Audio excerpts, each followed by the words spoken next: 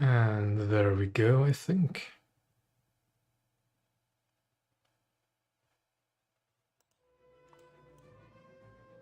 Looks about right. Okay. New update is live. Let's see what's actually changed, shall we? Got the update notes in front of me. But let's actually just go over the new ships first.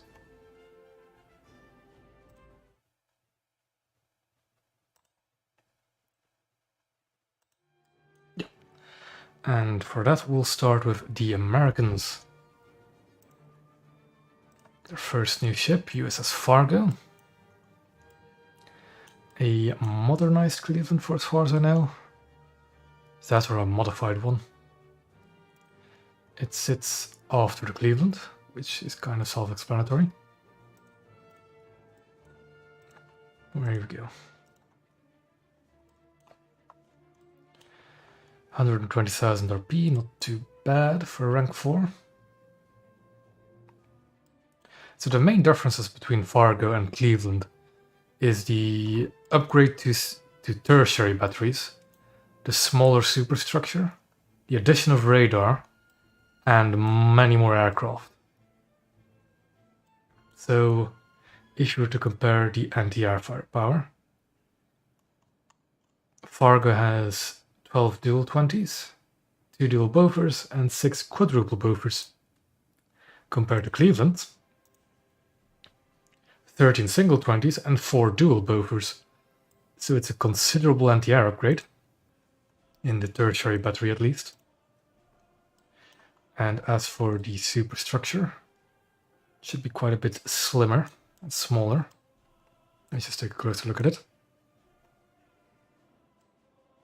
Fargo, I do quite like the look of Fargo. And I like the Cleveland, so I'm definitely going to like Fargo. That's the superstructure of Fargo. What does Cleveland look like again?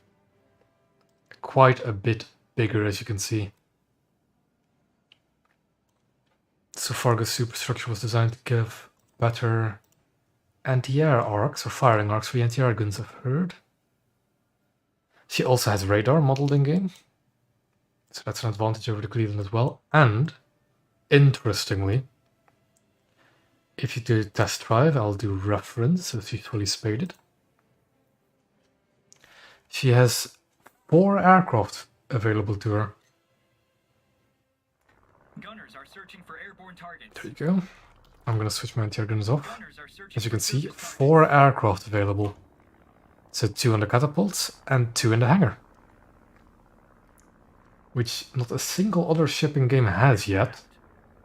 The capability of, you know, getting more aircraft than just what's on the catapult. What else was going to show? Oh, one interesting thing about the Fargo.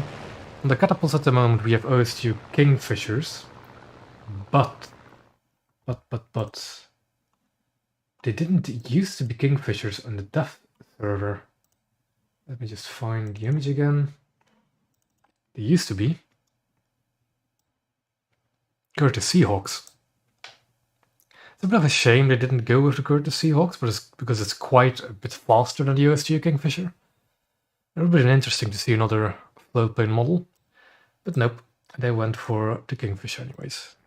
It had the Kingfisher anyways in the dev server when it launched them. But yeah, I'll just quickly show what happens when you launch both of them. Aircraft. So I'm just going to G out.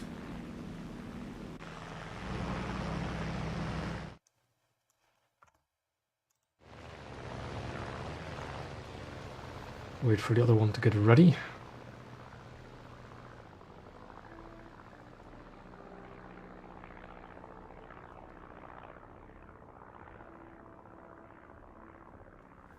Which is taking its time, that's for sure.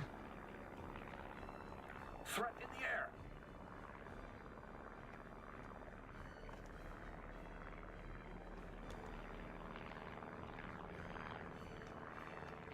But yes, when you launch the second one, second now, launch it. LG out again. should start reloading them. It should now load the planes from the hangar onto the catapults. And whilst we're on the topic of aircraft, there has been a new bug that's snuck in this update. See, when you... Oh, okay, that's something the camera did. That's another part of the bug then. But yeah, when you lock onto a plane within 3.5 kilometers, that happens. And it's absolutely terrible to just look at. Actually, just hold on. But it seems that you can't even get your cursor near anymore on the gunner side. Oh, I'm locked into something else. Yeah, there you see. Planes reloaded and catapults. Yeah, it's strange how they got broken. But that's the Fargo.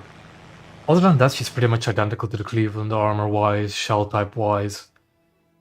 Don't think like the main guns should perform the same as well. Shouldn't be any real differences. Yeah, that's the same. Is it? Yeah, same fire rate. Then we have the Frank Knox in the Blue Waters fleet still. A premium gearing. Now, there isn't anything special about the Frank Knox. It is what the gearing used to be last update. They did, however, change the gearing. The gearing, now, if you look at the Frank Knox, he has 2 torpedo launchers, one on the back, one on the front. They're both quintuple torpedo launchers, but on the gearing in the tech tree, she now has another quad Bofors at the rear, instead of the rear torpedo tube. So the tech tree gearing only has 5 torpedoes now, with some enhanced anti-air armament. Okay. Other than that, there's nothing really special about the Frank Knox. Slightly worse SL modifier to the Moffat, but RP modifier, same SL modifier. But it's not that noticeably worse. Yeah, other than that, premium. Then we go to Germany, where we have Hugin to look at, coming after the Christian der Grosse. A rank 5. Well, what this thing basically is the Jaguar, which is also 4.0, but on an American PT boat chassis, or a hull. So it's the same armament, the L-70 Bofors, which are very good guns. Hello, the benefits going well, just going over all the new ships. The torpedoes, I believe, are different. The G7As, decent torpedoes, decent speed. Also has a torpedo mode modification, but you usually just don't take them. What are the torpedoes on the Jaguar? Same torpedoes in Jaguar. So yeah, it's pretty much identical to Jaguar, but just an American PT boat hull. And I think, more specifically, it should be the same hull as the 80-foot Nasty. Where is the boat again? It's this one, isn't it? So it's kind of... I don't know if it's the exact same hull, but it should be a similar hull. That's it for Germany, this update. Just another 4.0 fast PT boat. Although not that fast. But yeah, I think it's the same hull as the PTF-7.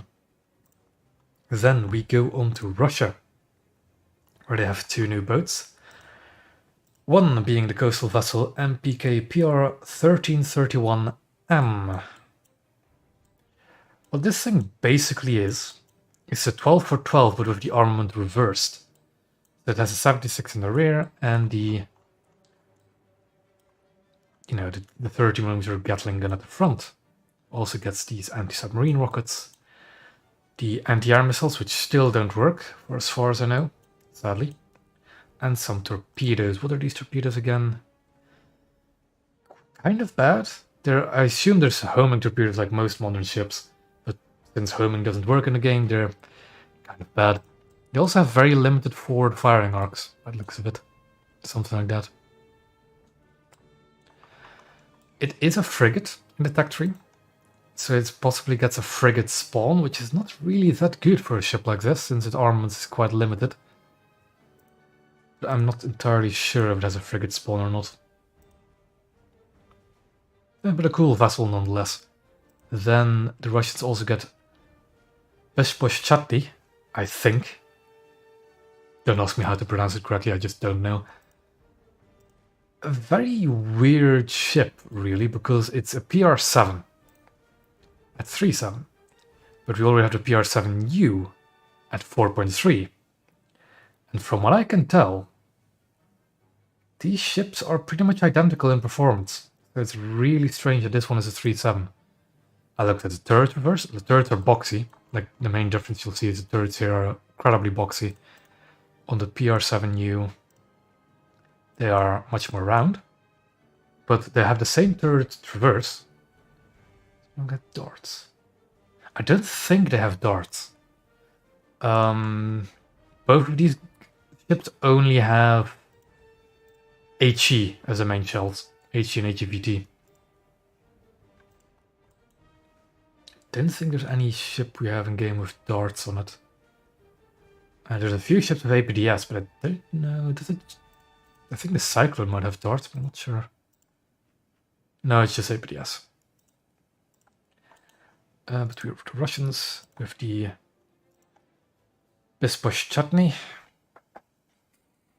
It's very strange for this thing to be 3.7, because the only main difference other than the looks is the 45s. This one has 5 45s. The PR7U has 7 37s. And I think more 50 cals? Yes, 2 more 50 cals, and that's about the only difference. Yeah. Like the shell choice is the same. What's the top speed on this thing? 59. It's a 61. 64. 69. 68.5. So it's the same top speed, same gun handling, same shells, same torpedoes, almost identical anti-air, but pretty much identical anti-air. Some reason, 0.6 of a BR lower. Ah, are they the single shot ones? Hold on.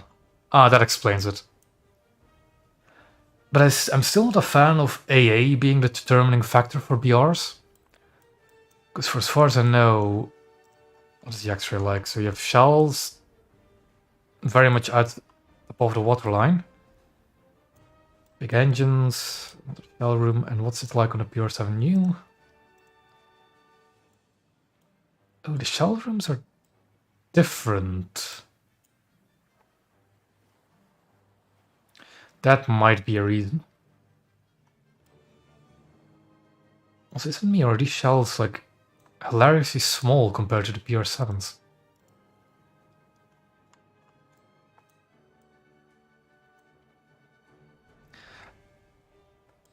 Those shells look a bit too big for me.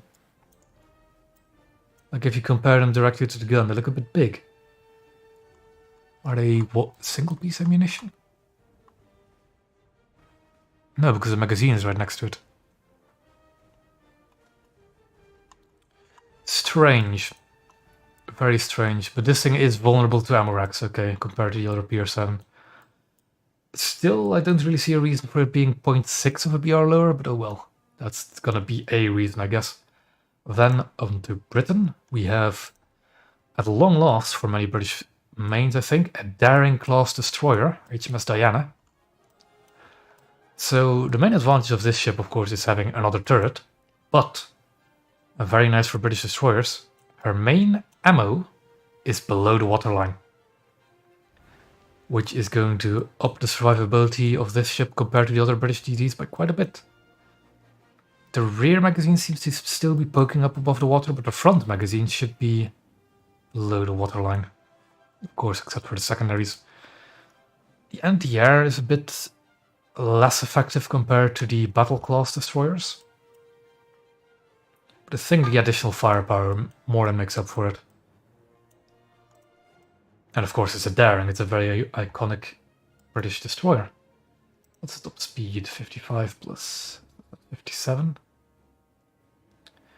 That is 60. 64 kph, not bad. Yeah, very, very much anticipated destroyer for Britain to get. And then HMS Glorious. Nope, not modifications. No, god damn it. HMS Glorious, a battle cruiser. Sadly not the aircraft carrier. Also, that might be for the better. HMS Glorious is a very interesting ship. First of all, 5.7. 5.7 with 15-inch guns is very, very interesting. Although I'm not quite sure how accurate these 15-inch guns are. And with only 4 of them, you really, really want to make sure you hit your target, because HMS Glorious only has a 76mm belt. To put it into perspective, that is the same armor thickness as an Omaha light cruiser.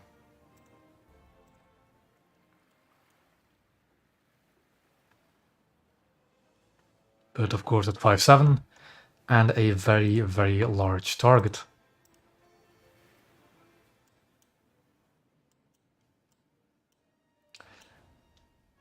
Well, the coal, sure, but the coal is all below the waterline, so it doesn't matter. The coal bunkers are all below the waterline. It does give additional protection to the engines, which I can show you here, but that's not the important part.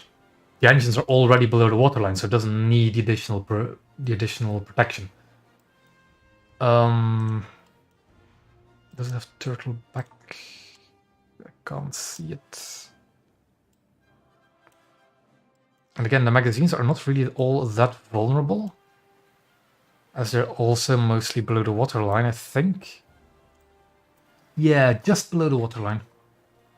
It's just that all of the crew compartments that are going to be in the hull have no additional protection other than the 76mm plate. So I wouldn't be too worried about losing your engines. I wouldn't be too worried about getting ammo racked. But I would be very... Ooh. Is that... Ah, that is the turtle. Is this the turtleback you're referring to, Mag? Because yeah, it is a bit of an extra armor plate over the magazines. Of course, if I... Yeah, I think that's it. And there's another plate then, is there?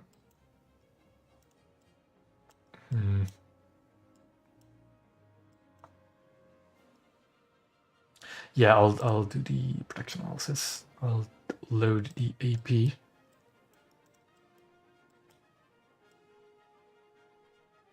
That's probably too high up. Let me just try a better angle. Oh yeah, I saw a plate there. I see a plate there.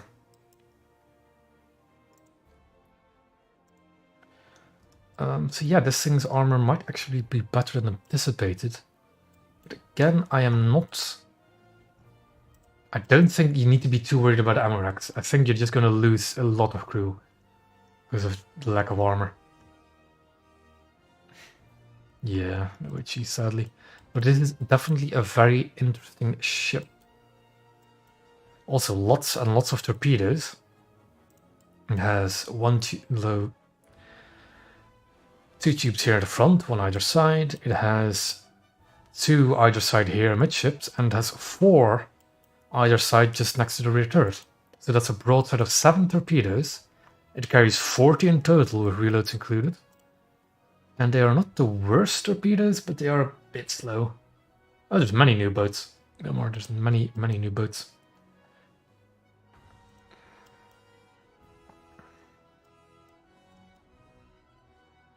Don't let me actually try some American 8-inch. We want to change to America. Yeah, anyway, it's fine. That's the AP. And let's do this angle. Coal bunker absorbed that, but a bit higher. The thing is, I don't know what the angle of plunge is.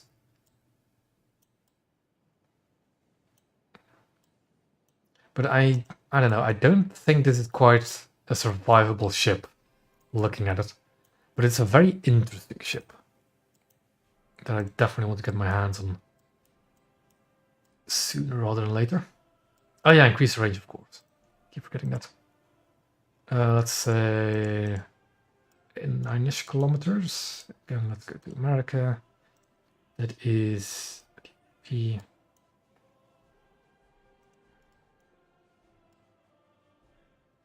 Nope, got stopped.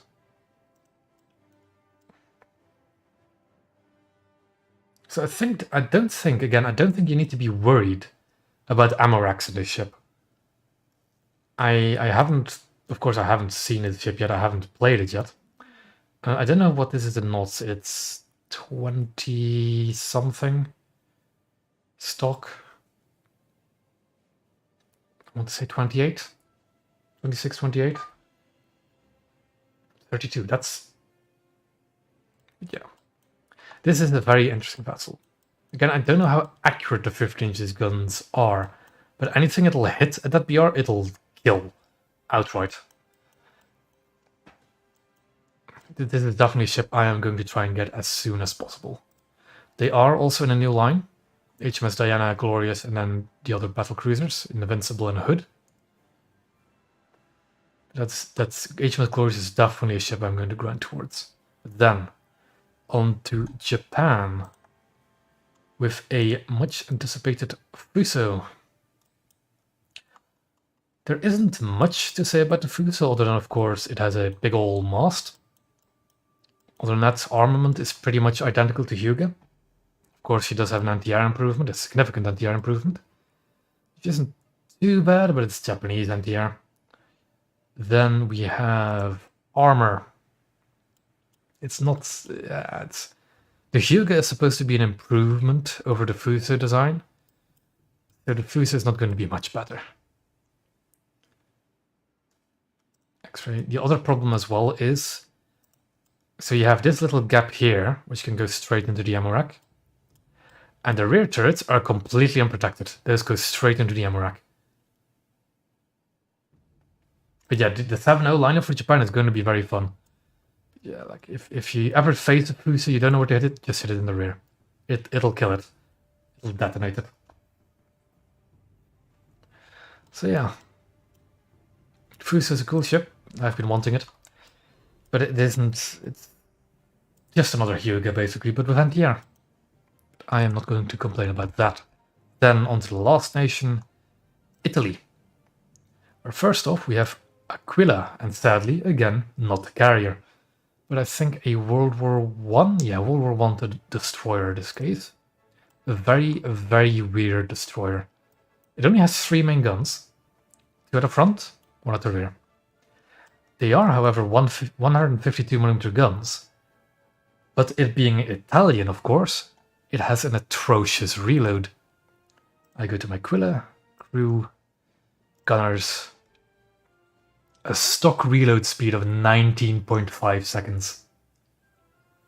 That is bad. Luckily, with my crew skills and the qualification, I got it down to 16, but that's still a lot of time you have to wait for a 3-3 to reload. What is the fastest reloading 3-3 otherwise? But let's just look at the Americans, although I don't have them in the lineup. Let's just quickly put it in a lineup so I can look at the crew. The American reloads, for example, 8.7 to 6.67. So Aquila is almost triple that, depending on the crew skills. Germany is 3.7, so that doesn't kind of count, but the German has an incredibly fast reload, but it's a 3.7. The Russians 6.7 to 5, 6.5 seconds to 5 seconds. Lightning fast. Oh yeah, we'll get to the shells of the Aquila in just a second. But yeah, as you can tell, long reload. The shells. Muzzle velocity of 535 meters a second. That is... I think I am going to play Aquila later on. I'm just going over all the new ships, but I am going to play Aquila later on. Yeah, that's an interesting vehicle to say the least, I guess. Although not particularly a good one. No armor, of course, as is expected of destroyers. Big ol' engines. Magazine doesn't seem too vulnerable, although the rear one kind of. It's just a very weird and wacky destroyer.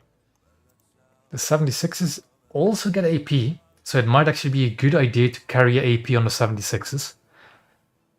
And deal... Yeah, it might actually be a very good idea to carry AP on them.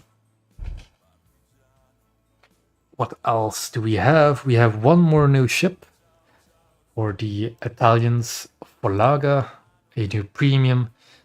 The premium version of the Gabbiano, with the only difference being a different look of the bridge. And the rear on Gabbiano has two dual 20 mils here. Folaga has a double 37 mil, which I would say is a better gun, but they're not exactly that good from what I could tell. They don't have any belt selection either. I wouldn't say it's worth it, because the Folaga and Gabbiano aren't exactly the most fun of ships. But oh well. Oh, they did remove a single 20 from the front. I didn't notice that yet. Yeah, they removed the middle one. You can see where its pedestal would be. Nope, I am hearing... Hold on. There we go. The special Italian hangar music. I know, yeah, Trick, you said where the cursor suddenly just goes off if you have two monitors. I've had that happen as well. Although not too common. But yeah, that's it for new ships. Any other things I have to go over that I can think off the top of my head? Oh, yes, there's actually one more new ship I am going to show. One more. The Battle Pass one. The LCM-6 Zippo. It is the first Battle Pass reward. Yes, level 38 reward. It 2.3, I must say, is a very nice BR for it. Although it could do 2.0 to really not see destroyers at all because it's glacially slow. That's even slower than I thought it said on the dev blog. Ah, but there's nothing equipped. It is a very weird and interesting boat because it has flamethrowers on it. However, if I go to test sail it,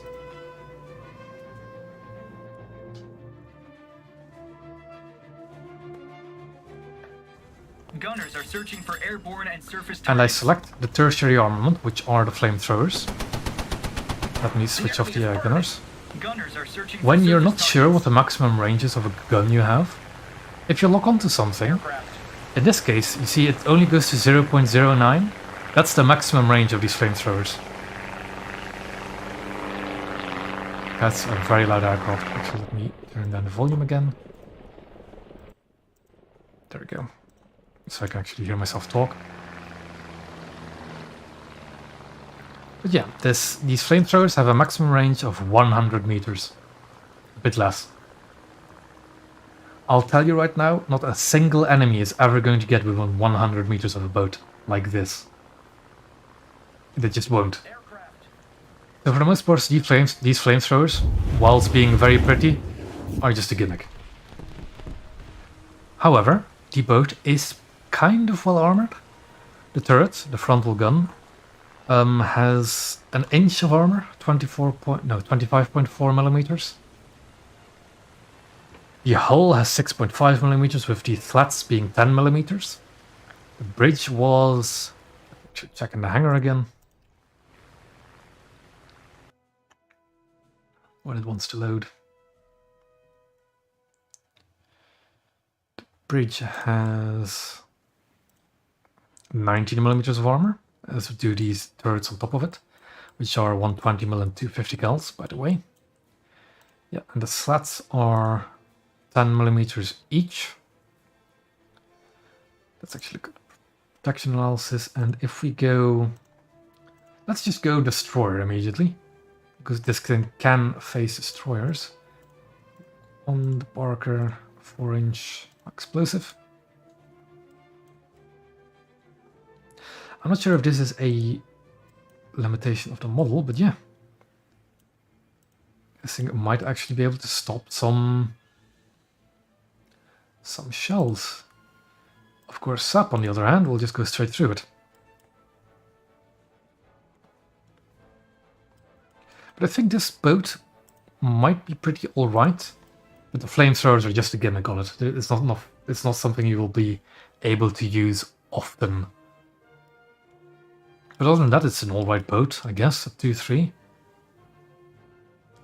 Alright modifiers too, I think. Actually check. 1.42 and 1.75. What's it like for other American premiums? Of course, this one has the same SL modifier, if I'm seeing that correctly. Our P modifiers, however, is on par with rank 3s, as is the SL modifier. And it is also rank 3 premium, so it fits in there. 2-3 is also a pretty alright lineup, I think, for the Americans in general. Yeah, it'll be a nice filler for PT314 and C497. I'm looking forward to getting it. It has an MG3, yes, but I think that's wrong. I'm not sure, but they don't function anyways, so it doesn't matter. It has... hold on. It has the MG3s here as coaxes to the flamethrowers, but they don't work. They don't function anyways. As does the coaxial 50 cal. Doesn't seem to work. But, oh well. I hope it'll change sooner rather than later. Anything else I can think of? There were a few bugs out there. But other than that, there isn't really any major damage model change to naval that I can tell of. Oh, one thing that is kind of important. The actual bots, right? The official Gaijin bots. The ones that will fill out matches if not enough people are around. Will now fire torpedoes and can be detonated. Finally. So the bots will be a bit closer to player behavior, firing off torpedoes and being able to detonate. Them firing torpedoes, by the way, when I was messing around on the first dev server 2 weeks ago now? Week and a half. They fire those torpedoes pretty accurately. But they only fire one torpedo at a time, I think. I don't exactly know how it works. But yeah. Those bots will now be able to torpedo you, and they can hit you. That's for sure if you don't turn. I think that's it, really. There's no major hidden changes other than, well, there's of course a high explosive change, which I discussed in another stream. But that's a bit more difficult to see. And I think it only really impacts battleship gameplay, so I might actually play some battleships later on, see what that's like. But other than that, that's it, really, that changed with this update. No, just a bunch of new boats, and no damage model changes. Now, we still have a lot of stream time left. What do we do now? I'm kind of... yeah, the thing is, I only played some... I haven't played my Japanese destroyers yet. I probably should at some point this stream as well.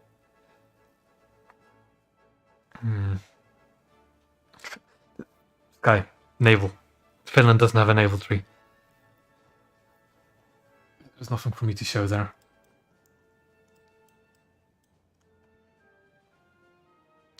Akizuki's pretty low filler. Actually, let me, because we're talking about the HE changes again, let me bring it up again.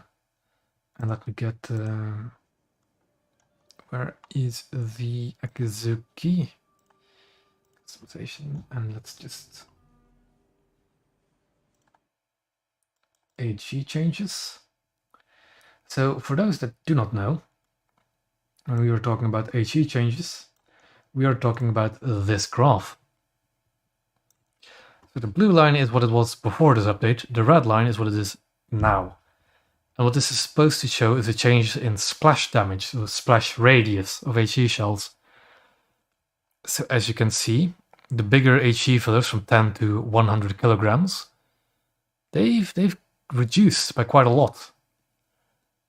100 kilograms is, for example, the Marlborough's HE shell, which went from an HE splash ranges of, I want to say, what is it, 120, 130? Down to 50. So that's pretty much halved.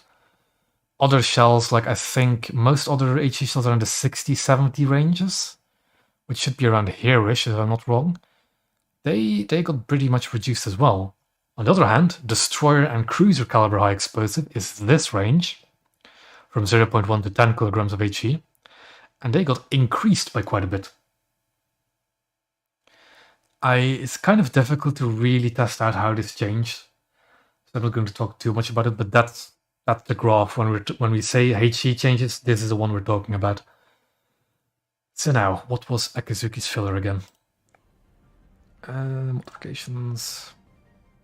So almost a kilo.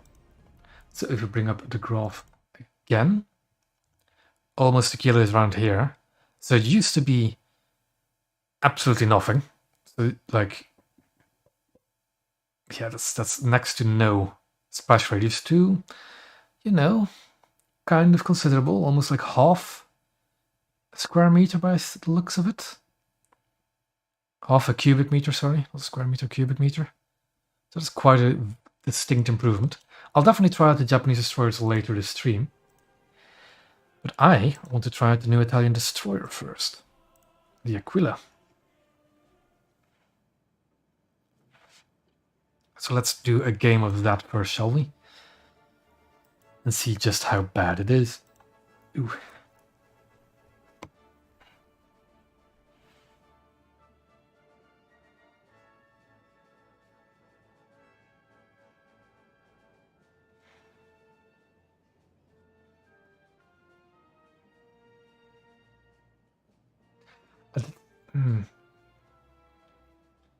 I do hope the server is stable enough, because it's seeing something about DDoS attacks again. I think it'll be fine.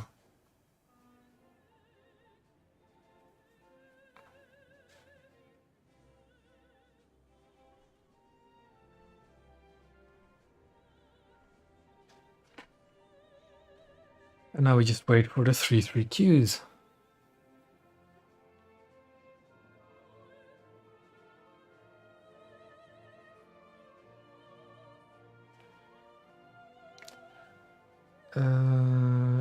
What ship do I look forward to the most being added? As in just wish listing? One ship I really want is the Oyodo, the Japanese light cruiser. Because it's a very strange ship, but it's also the only ship I know of in Japan that has the 100mm guns as secondaries. And I really like those guns as anti-air guns. Yeah, they had flamethrowers on the ships. Although that was a Vietnam era riverboat. The Battle Pass Reward is a Vietnam era.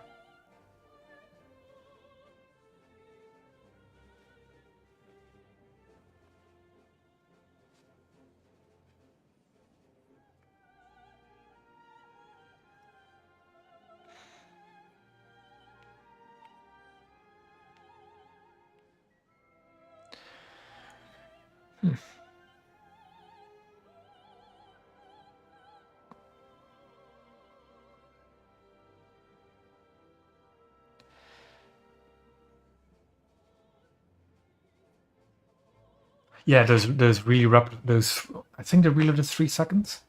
Japanese 100mm guns, yeah. The Oyoda has, I think, 4 of them per side, so 8 total. And of course a bunch of 25s in the rear of the ship. The Oyoda is this light cruiser with 2 ex-Mogami turrets on the front, so the 155mm turrets on the front. No main guns in the rear. These 8 100mm guns in 4 dual mounts, and a bunch of 25s. It's a really weird and funky little cruiser, and I really want it.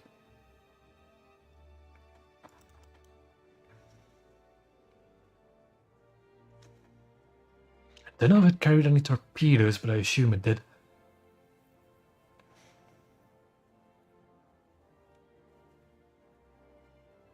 Yeah, because it was I think, and I'm not entirely sure, the Oyoda was supposed to support submarines, like submarine fleets, and it used those scout planes to recon, and would then tell the targets towards the, I don't know how it worked. It was either I don't think it was a destroyer leader like the Kuma is and stuff like that. I think it was to support submarine fleets, but I'm not entirely sure. But in general, Japanese cruisers just carried quite a few floatplanes.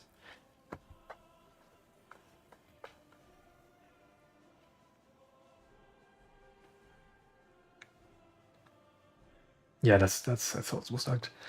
The thing is, floatplane carriers. Japan has a few, kind of, but floatplane carriers don't really do anything because floatplanes can't strike anything. And there's not much use in launching multiple floatplanes at once.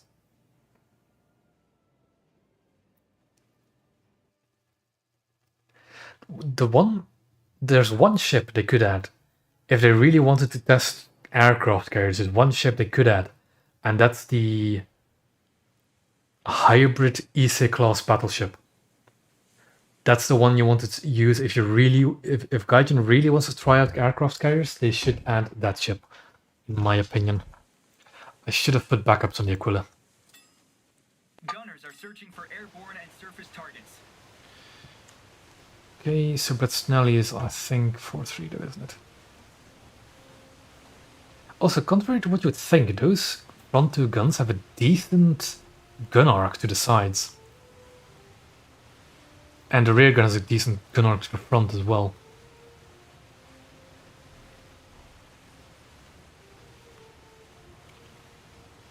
So this ship can get all three guns on target pretty easily.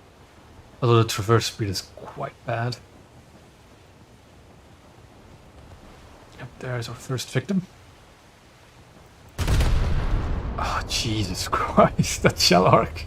It's 5 kilometers away. It looks like I'm shooting 15 away. Oh boy. This is going to be a very annoying ship to trade, I can already tell.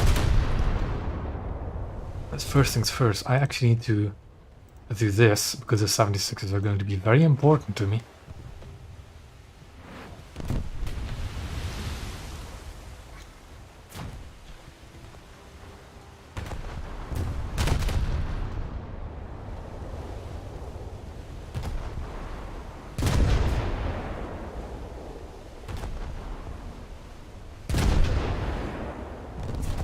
I don't think I've hit anything with the main guns yet.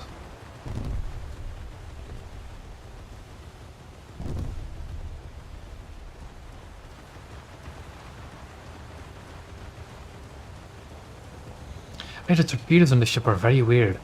It's 2 dual launchers right here, but that's the maximum arc they have. That's kind of similar to the new Russian frigate, where they just swing out frontally and that's it.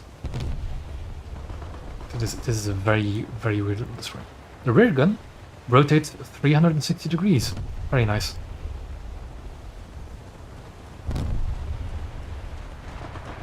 Oh, the smoke from the funnels? I'm not sure.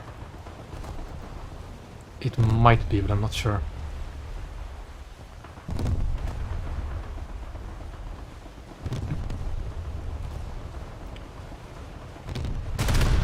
That shell arc it's ridiculous, man. It is really ridiculous.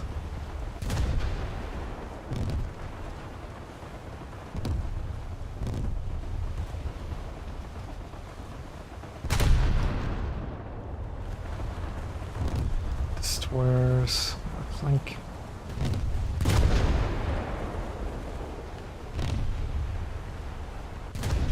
I think I should probably actually research new shells for these main guns, because this velocity is kind of bad to get used to. It does hit pretty hard though. It does hit pretty hard. I should use the secondaries a bit more.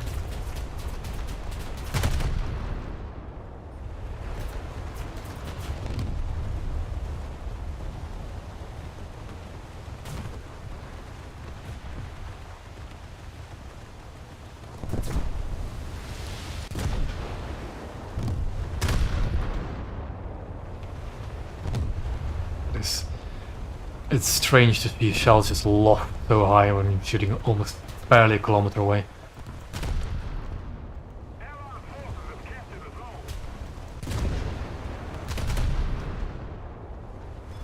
we go, first kill.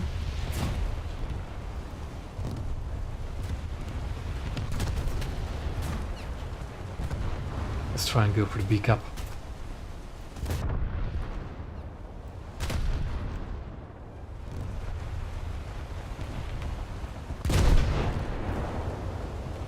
These guns do some very nice damage though, especially with the HE changes.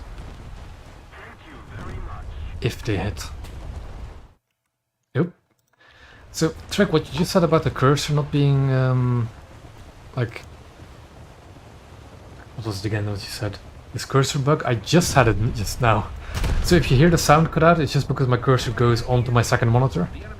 Even though I am playing, you know, the game. You'll just have to bear with it.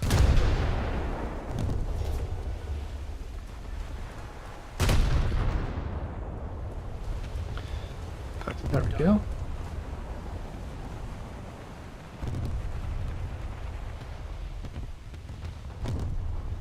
VS10, I don't have the VS10 myself. I do have the VS8. I don't like the VS8. But the VS10 is a whole lot faster than the VS8 for as far as I remember. But it's a pretty good torpedo boat. Although, depends on what you want to call a coastal boat. Because the Japanese frigates are some of my favorite coastals, that's for sure. But if we're talking PT boats, the VS10 is, yeah, pretty decent. Allied forces have captured a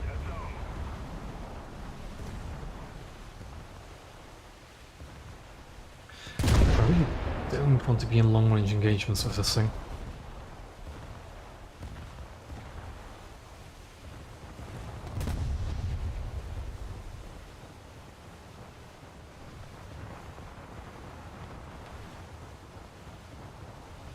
I don't know if the HE changes is what they should be, but they're now more linear. So the HE splash area is more linear with the filler of the shells, from what I could see, or more linear with the explosive mass. Because I'm not sure it's only shells that got affected.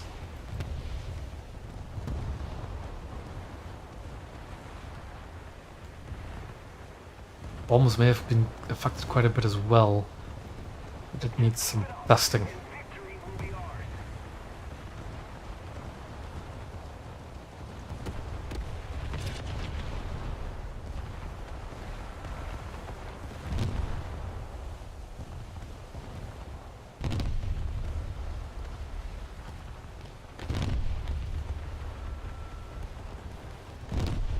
Do we have something big around this corner?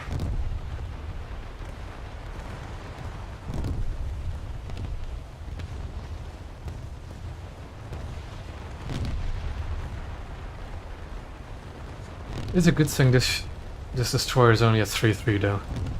It definitely fits this BR. Oh, there's something over there. Barker. Okay. What speed did my torpedoes go again? 56. That's really slow. And I do not have a torpedo arc, as you can see. That's the maximum torpedo arc to torpedo the Barker. I think it might be worthwhile to actually just not equip the torpedoes. Unless, of course, I just rush him. Go head first. Ignore the rear gun. And just start rushing him down.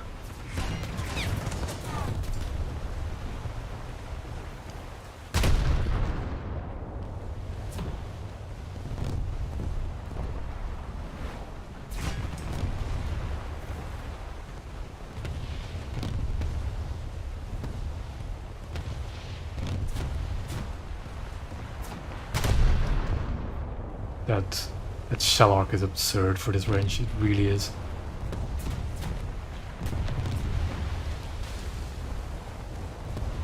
Oh, speaking of torpedoes, hold on. Fire one more shot. And start dodging, how do I dodge this? Keep going straight. Turn. Should be fine now. Lost the rear gun, but that's fine. I'm fine. I'm fine. I want to shoot his rear engines now. That might actually kill him. And boop. 2%, he's going down. He's down. I am, however, on fire.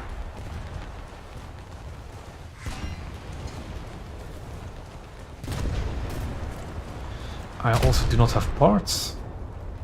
Oh. Hello. This is a bit awkward. I've lost most of my engines, so I'm not really exactly rushing this guy down. Not doing much of anything, really. He's dead.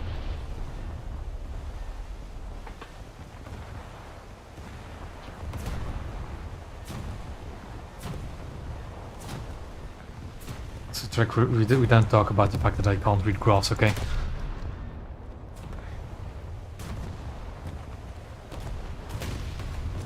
Yeah, it's yeah, it's something.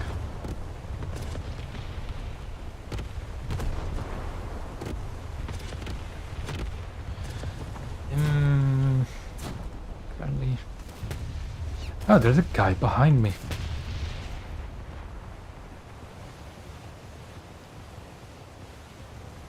And that's a Akebono as well. Okay. I'm not gonna lie. Alright, first match in this destroyer. I thought it was going to be much, much worse, but you definitely want to get in close range of this thing. Especially stock, because those HE shells are just way too low velocity to hit anything at range.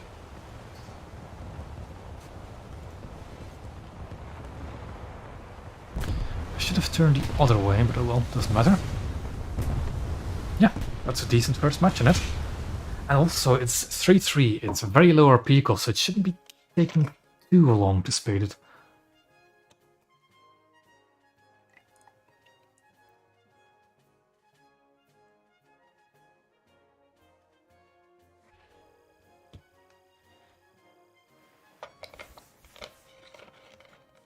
There we go, we got parts.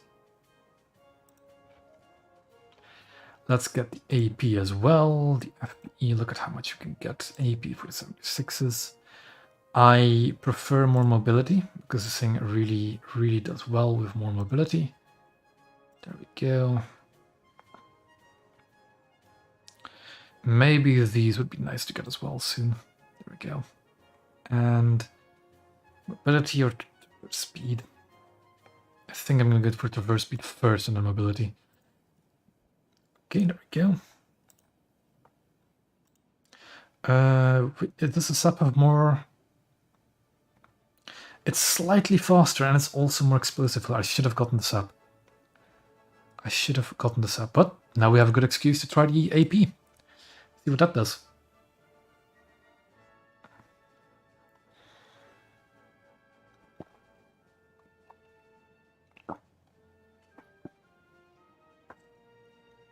Sorry about that. Now, Aquila with AP. Do we actually have it equipped? We do.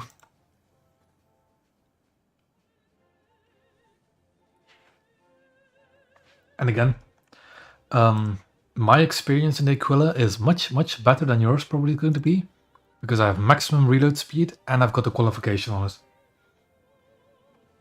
A 19.5 second reload is really painful. I've already got it down to 16, so it helps a bit, but it's still quite bad.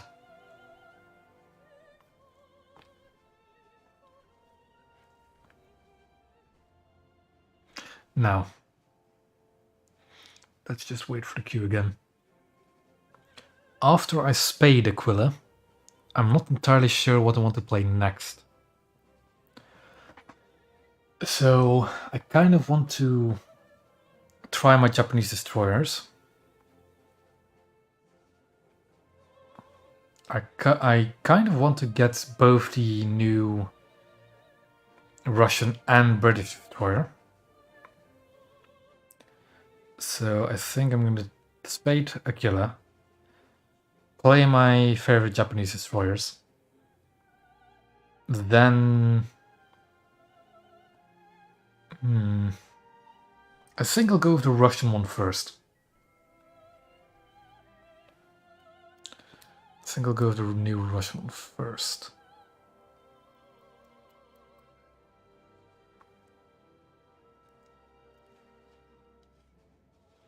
After sparing the Aquila, of course, and playing the Japanese.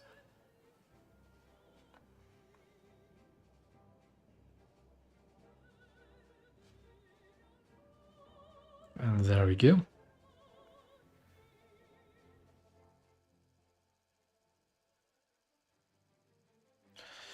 Golden Bay. Oh boy.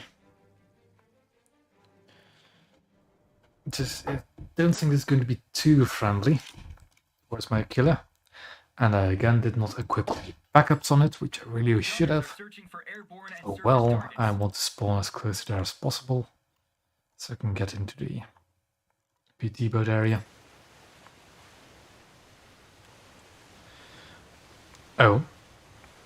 Might this be a fall down here? Oh no, this I like the look of. Though they haven't all spawned in yet. Oh, there we go.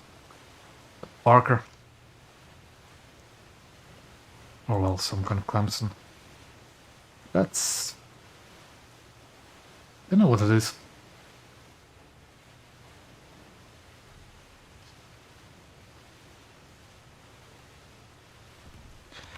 I didn't equip the AP on the secondaries, damn it.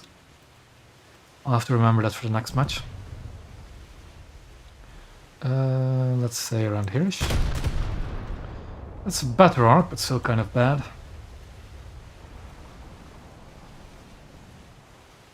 The rear gun is kind of busted in reload.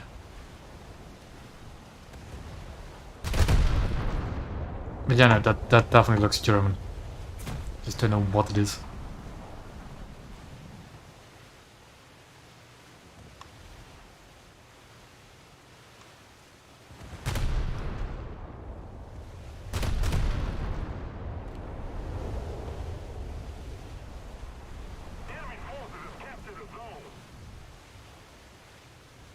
Almost hitting this Clemson.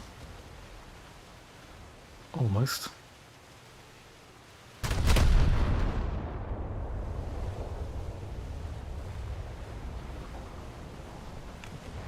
Yeah, that's definitely German. That's the whatchamacallit again? E-22? If only, Sam. If only. If only we had Littorio. Even if we did have Littorio added this up, that I couldn't pass sell it. Ooh, I hit something important there.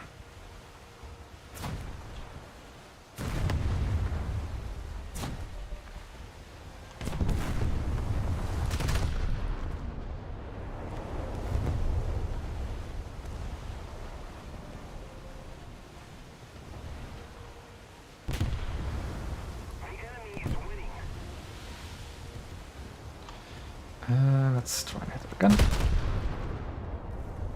Okay, that's a lot more destroyers than there was a few minutes ago. So I'm gonna just turn away now. Okay, I'll lose a gun, but I'll take it. Oh. I think there's a friend. Yeah, that's a friend that just got sunk. Because of course I don't have my secondaries anymore, so I'd have nothing to warn me of enemy PTs.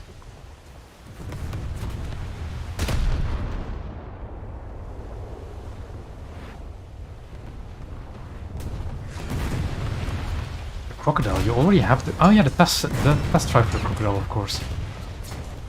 Yeah, I can imagine it being fun. Okay, I need to stop preparing. I'm also hitting way too low because I'm going away and not towards him.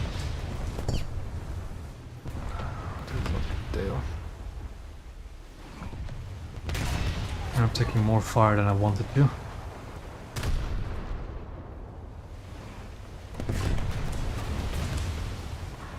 I should probably just shoot the engines. Not do anything fancy.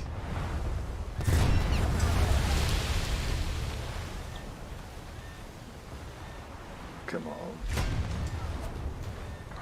Of course, these ships don't really provide any adequate cover.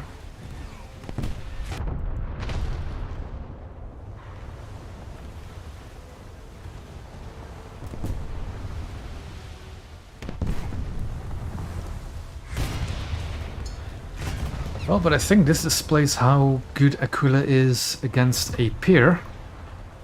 In a direct 1v1 fight with no distractions. Well, I was getting shot at by other people, but he wasn't.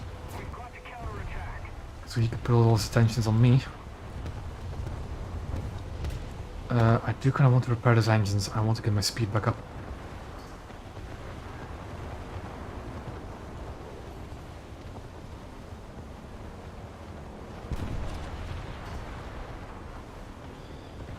There's an enemy albatross around as well. Concerns me. I don't think, like, it's going to take me three decent matches. Of course, if I lose all my guns in a single shell, that's not really helpful. He doesn't seem to be too well off anymore. Of course, my shell hit the ship. He's sinking by the looks of it. Yeah, something just killed all of my frontal guns with one shell. I don't know what it was. The enemy ship sank. T-22 got sunk. Oh. Hello there. Oop, my cursor again clicked out of the game. Shouldn't be a thing, but it is. How do I deal with the albatross? By turning these... No. Oh boy. This is not gonna end well, because I don't have the third rotation. Yeah, there we go. Okay, secondaries. Shoot wherever you want, I guess.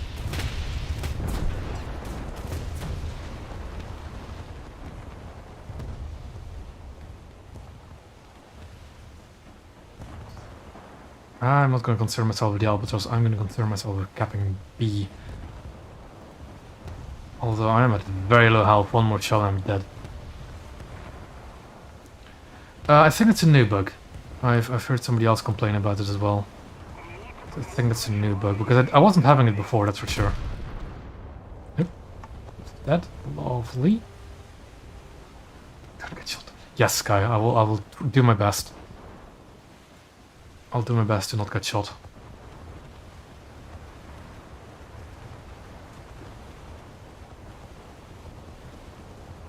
I don't. The only repair bug I had that I noticed, I couldn't cancel my 7. I couldn't cancel this one. Other than that, I haven't had any other repair bugs I noticed. I've been repairing all the things I wanted myself. Let's see. Oh, I'm locked onto something. What was I locked on? Oh, artillery. Artillery, that's not good. He's over there. Good to know. Just got you. Oh, it's a... Hold on. That's a torpedo angle. Yeah, that's definitely a torpedo angle. There we go. And artillery slapped me. Oh yeah, no, the anti-air thing is a... that's a bug everybody has as well. What do we have? Should I try a torpedo something? Good.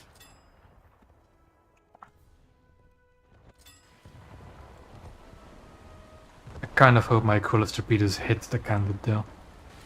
No, let's actually first mark him. Then we are to his approximate position. Where we think he'll go.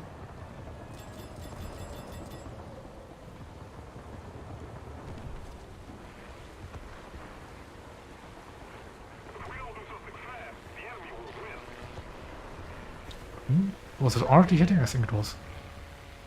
So you hear these threat in the air, right? Where is it? There it is. Welcome to... Oh, you can still shoot people. I just got a bomb to the hull. Yeah.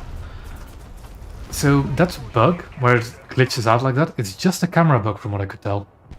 You can still shoot people with it. is just incredibly annoying. Does this thing have torpedoes? No.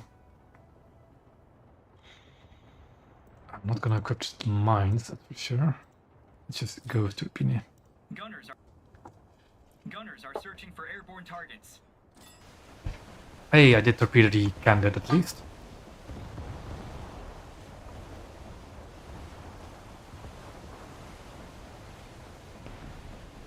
Allied forces have captured a zone.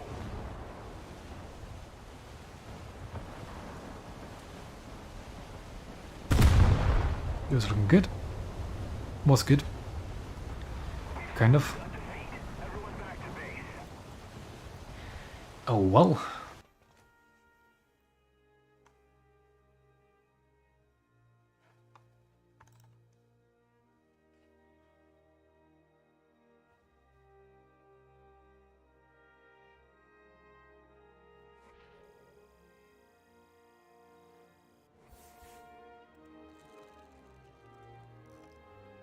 Okay, discount I didn't want or need. Oof, that's... Oof. Okay, primary, let's go with SAP. And speed upgrade. Let's just do the last speed upgrade then. And before we do anything else, let's equip the SAP and let's equip the AP.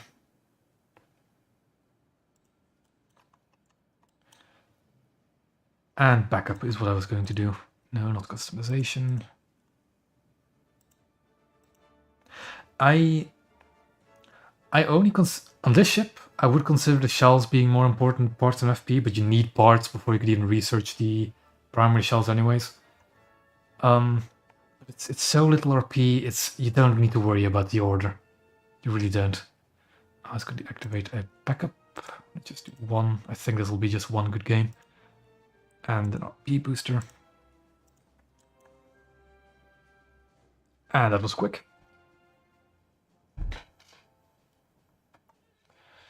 Coral Islands, not a map I'm a fan of.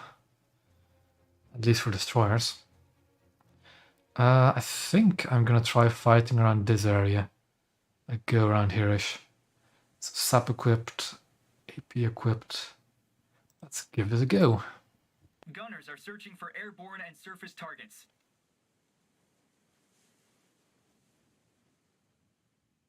Gonna try and stay behind this island here and shoot anything trying to get into the... Although, it might be good for a down tier.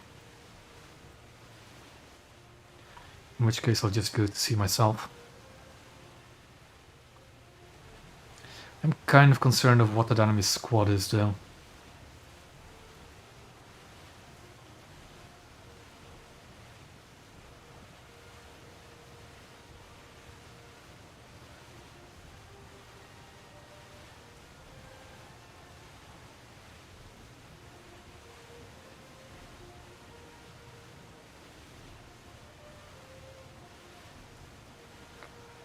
Enemy PT boat already on B.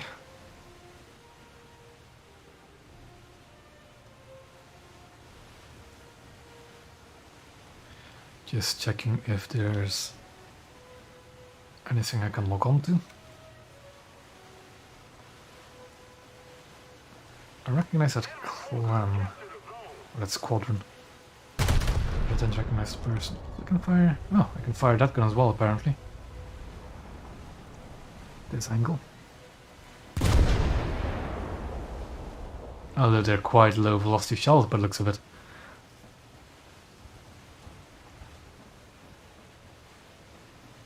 Yeah, I didn't actually check the velocity difference between HE and AP for the 76s. I'll probably do that when I'm back in the hangar. What's the pen on this shell? Pretty good. Pretty good. 31 base.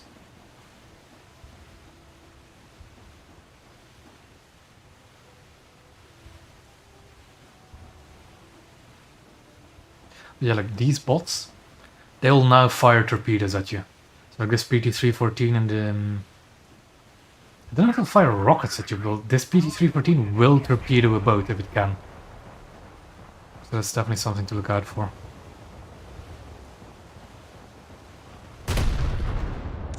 Also enough correction.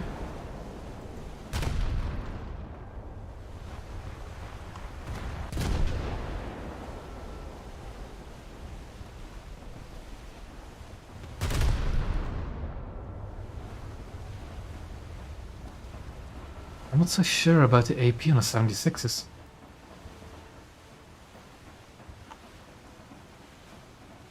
Because I feel quite low velocity. I'll need to check that out in the hangar. Now, do we know what the enemy squad is in? One of them has died. No, so they're in PT, but it's good. That might mean I don't have any destroyers to deal with. There's a candidate around. Let's try and deal with him. We need to be careful of torpedoes from the PT boat we saw earlier. I don't see any.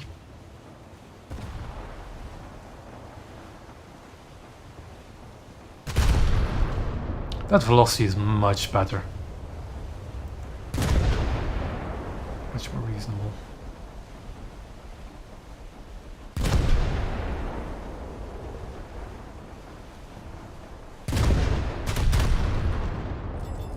I'm gonna try and fall behind this Barker.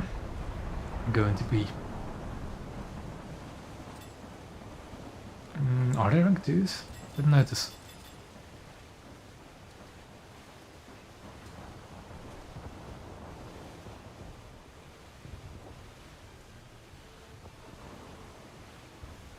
You know, unironically, I think this ship is not as bad as I thought it would be. From these few matches I played. It does feel, however, very Italian with the way the guns act.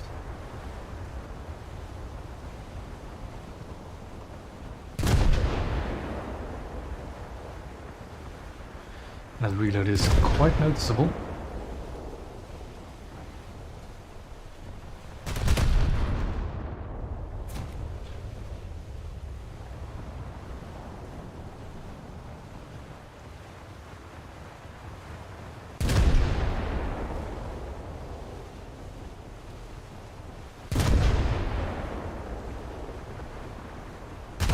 The 3-3 is definitely a very nice PR for this ship. The enemy ship sank.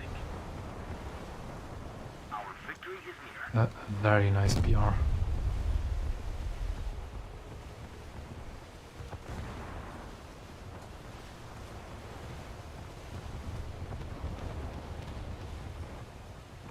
Enemy aircraft up.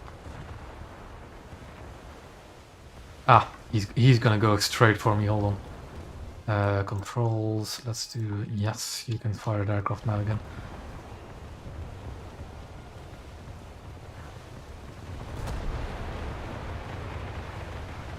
Candid. Let's see what these 6-inch guns will do to Candid. A lot. There she goes. Yeah, I'm going to die to an IL-2 though, so it doesn't really matter. Actually, hold on. I need to ditch these explosives. Go.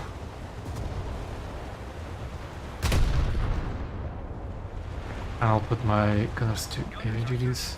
Yeah. Leads for 3.5 kilometers, and the camera just goes nuts. Oh. Good. Oh, hello there, MZ1. Goodbye, MZ1. Yeah, I'm starting to like this boat.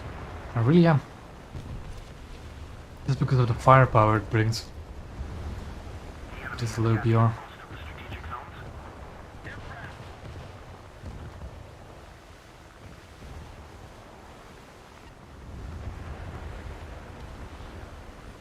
No? What's that? There's a lot of aircraft around and I can't do anything about it. Just kind of...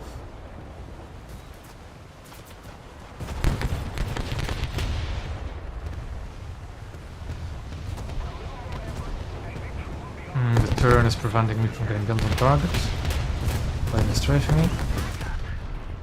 Go. Nope. Fire. I got a crit on that aircraft, by the way. I need to extinguish fires. Ah, that's gonna be a problem.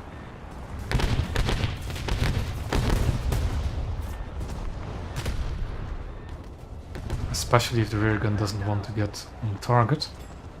So I just shot down an IL-2 with nothing but AP on 76s.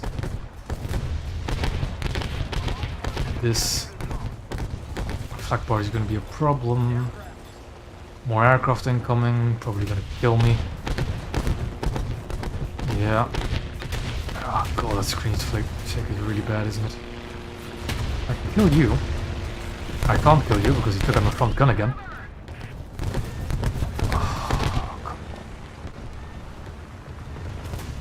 Fire extinguishing should be automatic. I don't know why it isn't.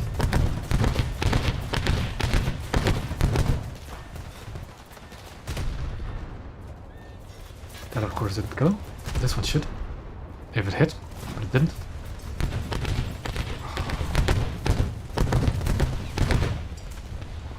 Fire should be automatic.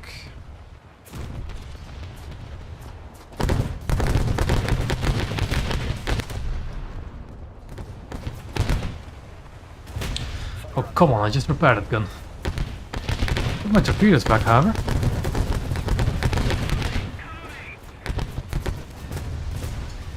I need to stop this. I cannot stop my repairs, I forgot about that. I don't have any front guns anymore. But again, I do have torpedoes. And I no longer have enough crew, my bridge is out, so I can't turn. And I should be dead. However, if that heavy is not as clever, you might run into my torpedoes. Yeah, I forgot you can't cancel repairs anymore, that's also a bug. Which is kind of annoying. You can get into there now.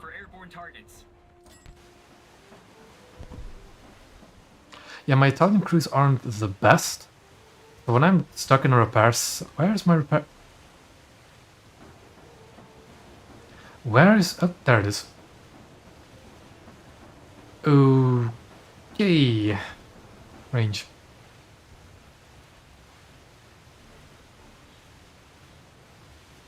Yeah, there's quite a few bugs running around the naval at the moment. Sadly.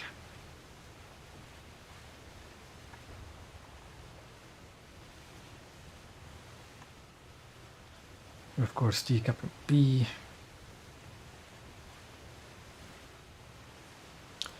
I do hope we can still inch a victory out of this, though. I'd love for this game to be a victory.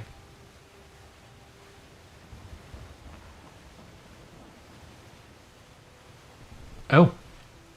Okay. Good thing I didn't run into that. Oh, come on, really? Oh. I don't need to repair my rear gun. So that's not a problem.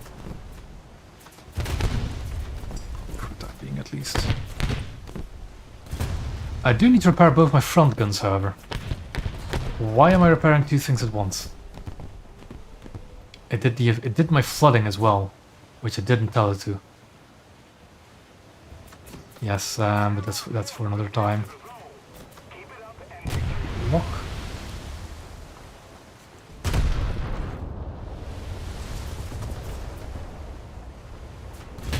Good hit. I'm gonna try and aim for it a little bit. And see, this is a situation where I need HE. Also, why is it stupidly easy for him to knock out my front guns? And again, it did my deflooding, even though I didn't tell it to. Something's definitely off about the 7 key.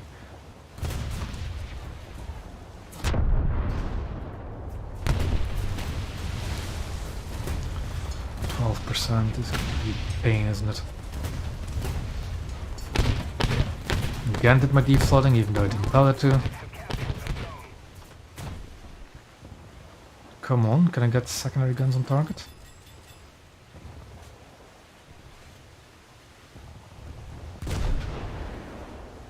Or not, I guess.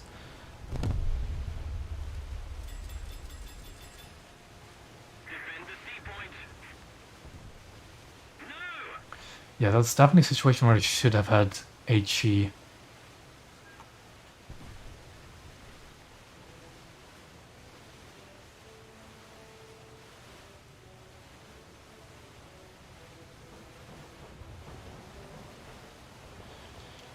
Yeah, another S40.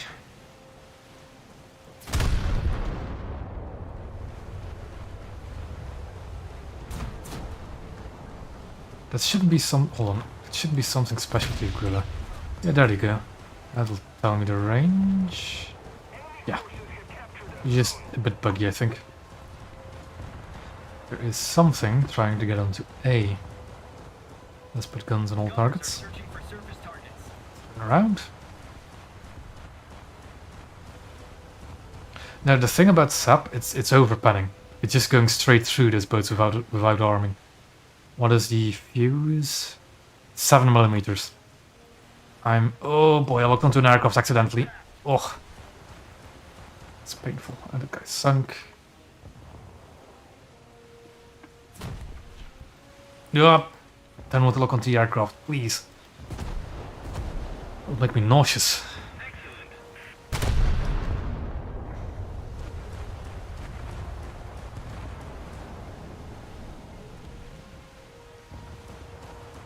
And there we go. We did sneak a win out of this.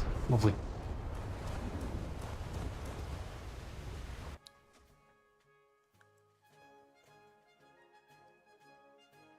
That should be, I think, this thing's spaded, or almost spaded. Then we'll play the Japanese destroyers, just one game, see what their HE is like. Now, will this be this ship spaded? I'll just go... It won't. Only barely.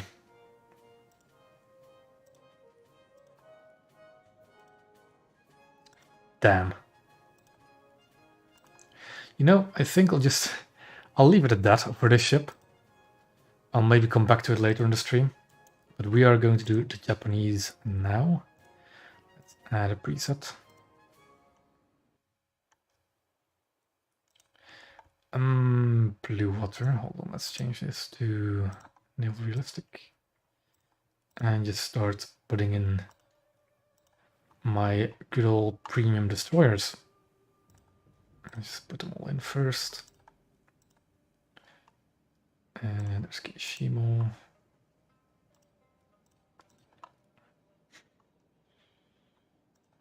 Oh, do I have another 4-7? I have Yugure. Where does Yugure go? Hold on. Let's see if we can do some shuffling to get a full premium lineup. Yes, there we go. A full-on Japanese 4-7 premium lineup. Although I'm tempted to replace one of these with... Actually, I'll replace this one with the B7. Where is she? There it is. And for the heck of it, a B7 with a torpedo. And we'll do that.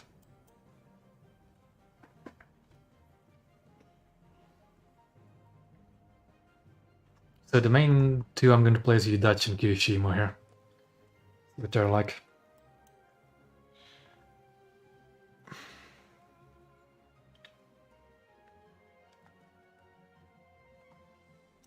And in the meantime, I'll get some RP towards my Fuso, I guess.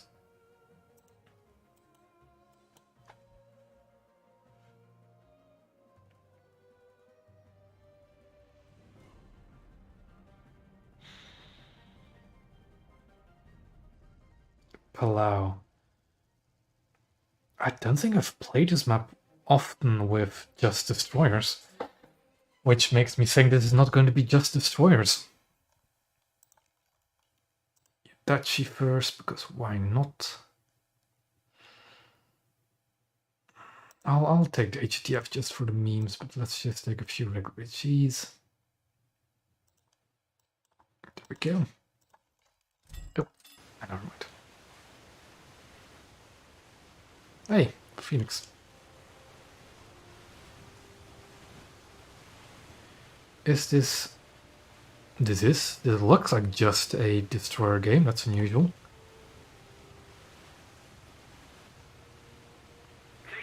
Very unusual. Ah, there we go. Heavy cruiser. What cruiser is it? Oop, my cursor again went out of... That's a Kako 4-7. Set 15 is not going to avoid, which is kind of annoying because I want to give more broadside. Oh well, one gun it is.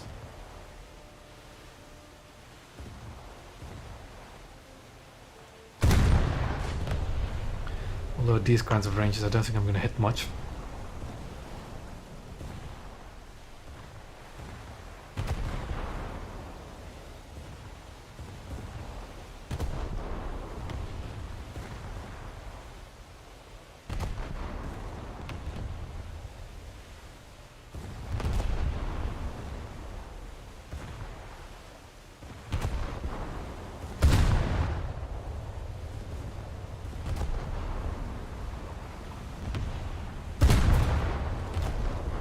Let's see what we can do to a Kako with these guns, I guess.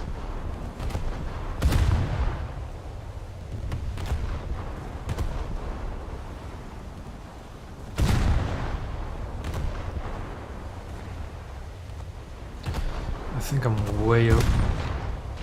God damn it, Sash 15.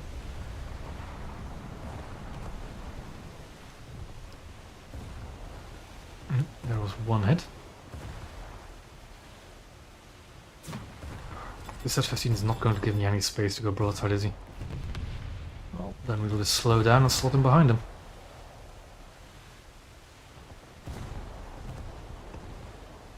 Do you have anything behind me? I don't. There we go.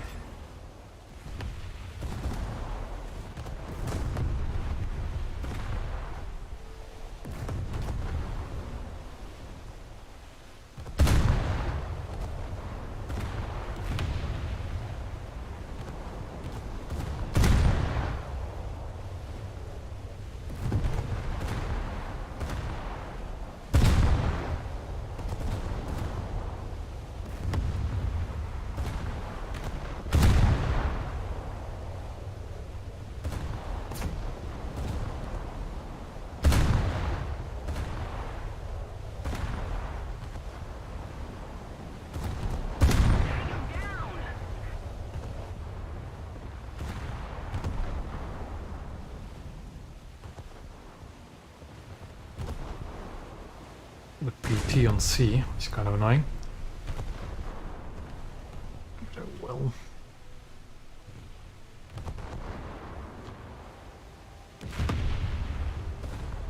Did I put my... Okay, that's still 1 meter. That's fine. Probably not Sky, to be honest. I'm going to be swapping too many lineups quite frequently.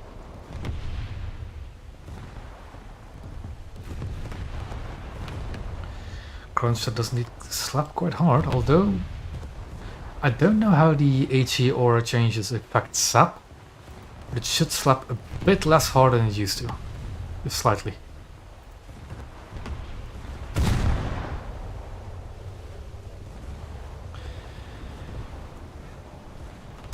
This Kako is getting dangerously close.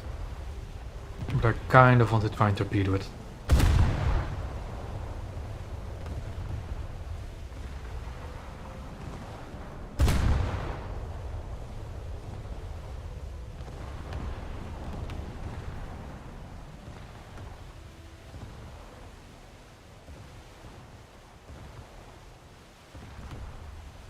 They're capturing B now as well.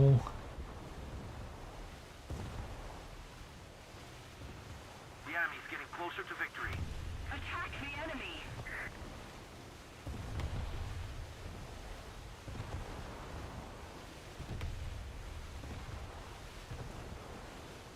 Enemy forces have captured a zone. Don't quite know what this torpedoes are aimed at, but oh well.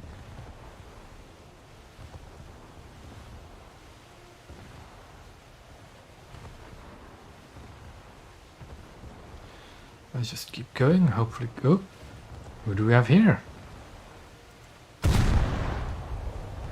8% really. Oh, come on. That was my kill, damn it. Those torpedoes are kind of dangerous, let's just keep going this way. Watch those torpedoes. There we go. That's... oh! Didn't even know this was old milk actually, that had so hard behind me. So I got 2 squadron mates.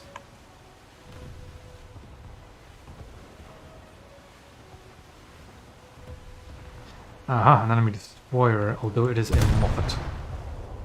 It's not the ideal thing to test HE against.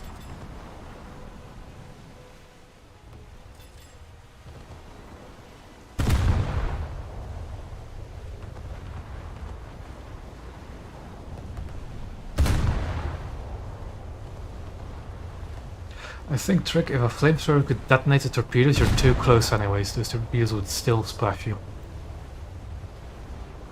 Although... I don't think they would. I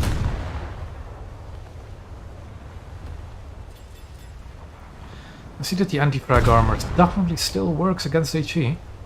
But I'm doing quite a lot of damage to whatever outside of that armor. That is for sure.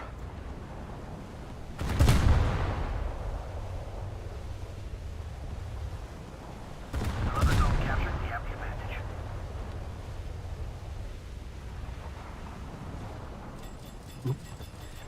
Forward we go. On to B.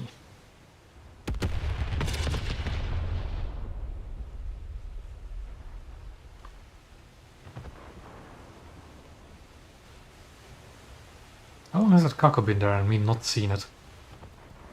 Okay then. Let's not think too much about that. And move on to B.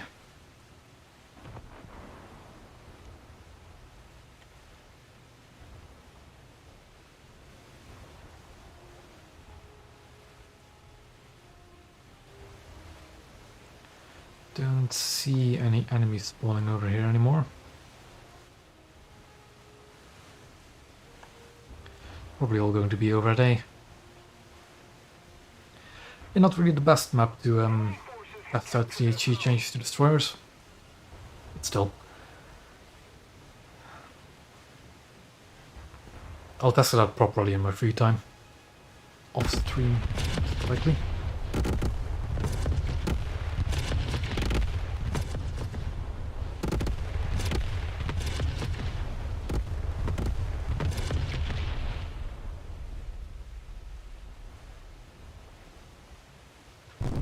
Okay. Also, apparently the gun sounds were changed again for tanks. But I haven't noticed much of it for naval. They still sound like 127s to me. I have noticed the changes for the ground vehicles there, but not much for naval.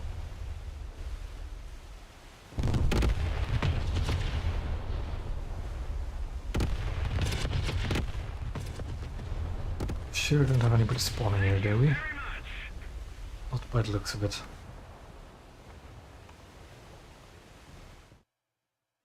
Oh god damn it. My mouse again went over the other window and started up my Steam. Welp, that's not fun. Hold on, I need to close that.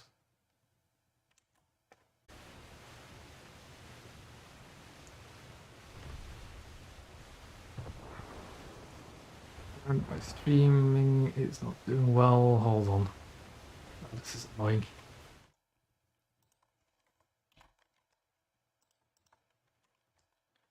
Sorry about that.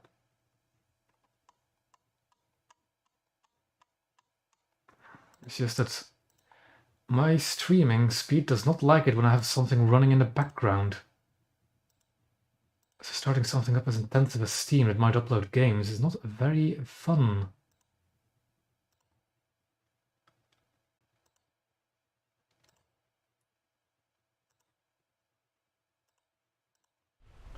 Oh well.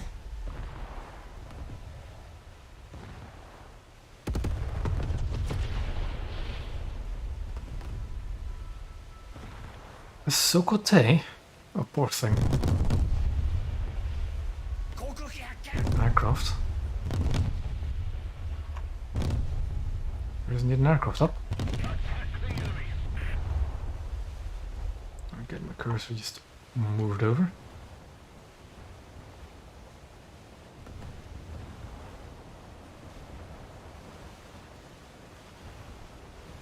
I really wish I had something other than so much to shoot at for this HE just.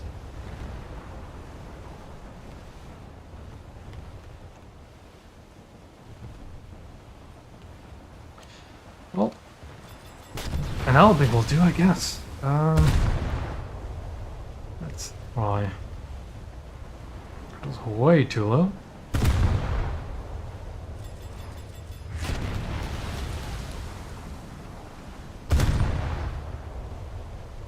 Trying to hit his guns, trying to hit his guns. Not killing his guns somehow.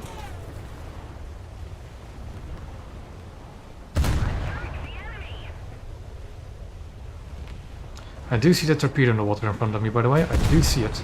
But it should hit the island. That thing, however, kind of scary. Kind of scary.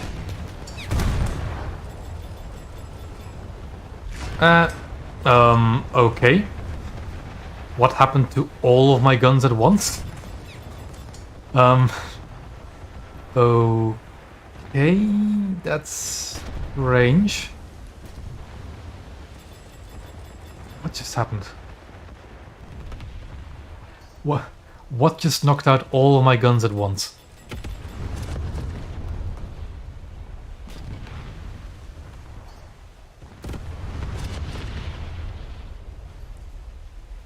Very, very strange. This thing does need some torpedoes, doesn't it?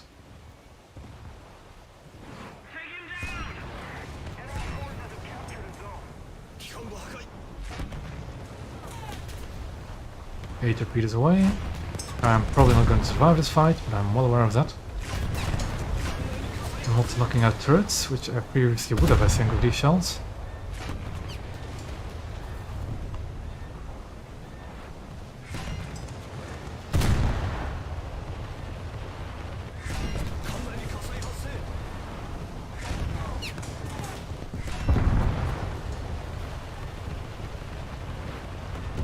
I think my torpedoes might hit something here.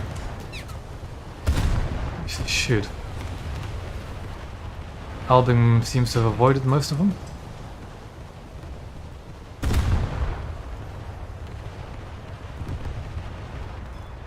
Cadiz didn't.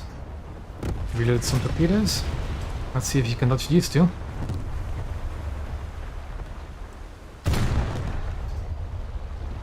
I'm not knocking out guns as easily as I thought I would be.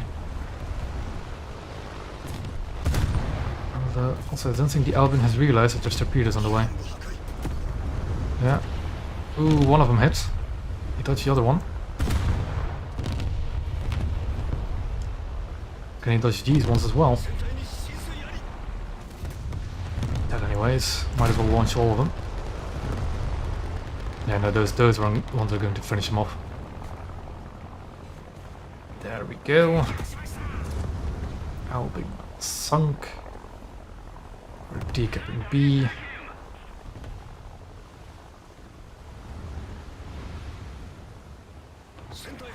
Oh yeah, that's right. The flooding indicator was wrong. That's something I forgot to mention. The flooding indicator is no longer accurate. Because I'm still flooding. I have to be still flooding. But it doesn't say I'm still flooding. It's also I thought it was just the indicator. It's also it's continuously fixing my flooding holes. You see that? Hold on. Yeah, it's continuously fixing the flooding holes because the flooding thing is still on. I'm not flooding. I'm not unflooding because there's continuous holes being formed, but I'm not sinking either. Weird. I'm slowly but surely flooding out though. But yeah, they're repairing the holes continuously. Yeah, flooding is broken as well then.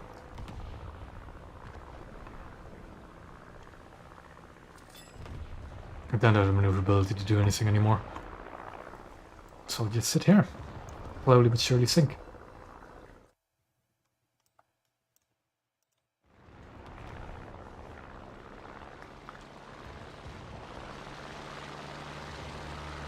Oh, it's... So, again, I don't have enough crew to start repairs, right? But it started repairs. And that's what sunk me, because then I couldn't keep up with the flooding anymore. How do these bugs even come about, man? How even?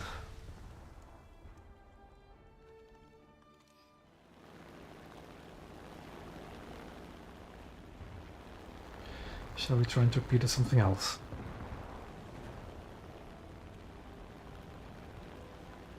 Yep, the Vega got torpedoed by the H6K. Alright then. Do we have anything we want to torpedo otherwise?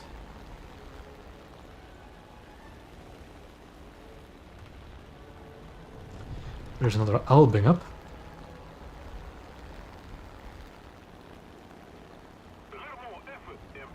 Where's the Albing?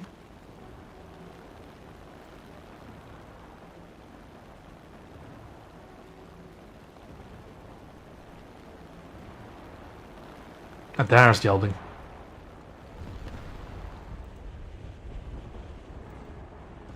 Destroy the target! I just straight this guy a bit. For the fun of it. I'm keeping this mountain in between me and the AA destroyer next to this Albing. Torpedo away. Torpedo looks good. Torpedo hit. And now we get the hell out of here.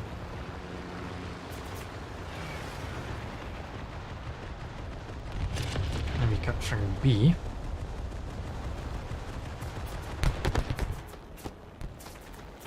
It's a PT boat.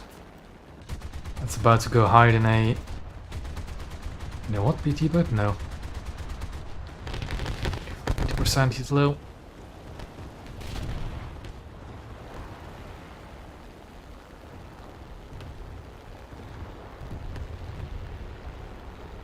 I'm gonna try and make a run at that PT boat.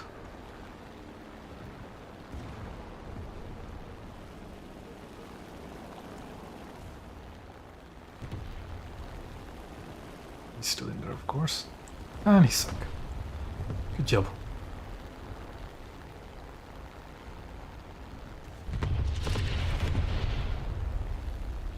Do we have a... We do have an airfield. Okay. Let's try and rearm then.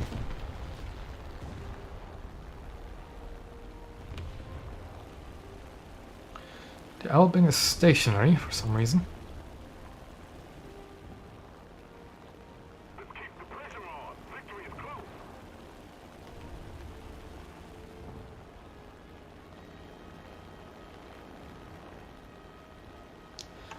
And after this, what was going to play again?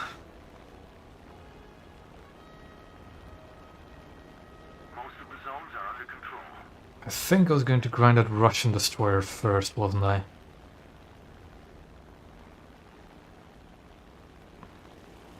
Another zone captured, we have the advantage. I think I'll go for the new Russian destroyer first.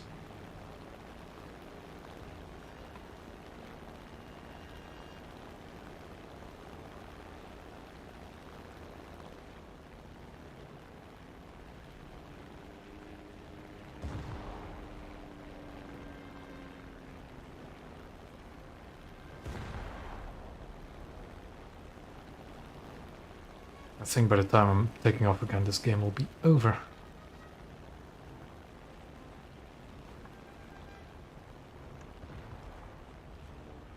And to grind that new Russian destroyer, I'm going to be using the Frunze 331. Extended the air brakes a bit late.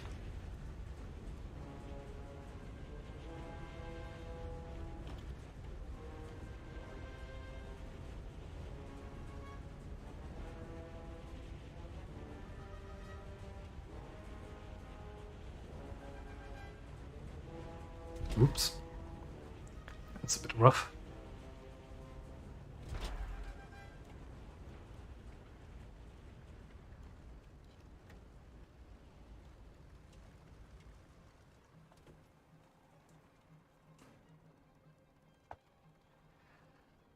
Okay.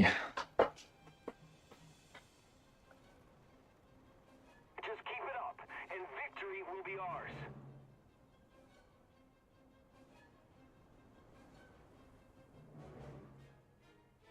And there we go. Mission's over. Yeah, not really the best map to try and showcase the HE changes for the Japanese.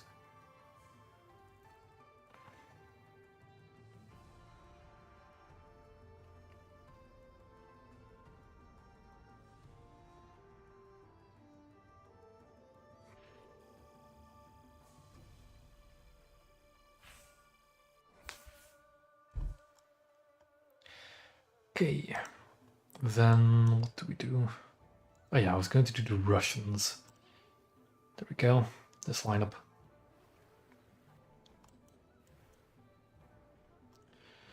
I'm halfway there. I think it takes me 2 decent matches to get it.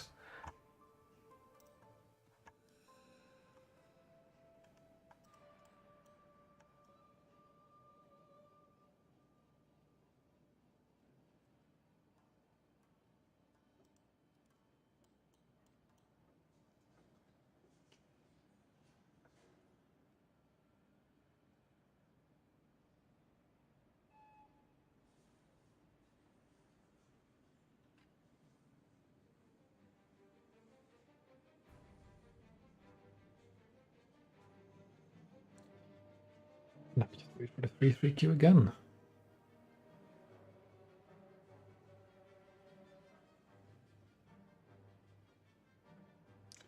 Yeah, what I'll do is I'll grind the Russian destroyer, try and spade it, and then play some Japanese battleships as a change of pace.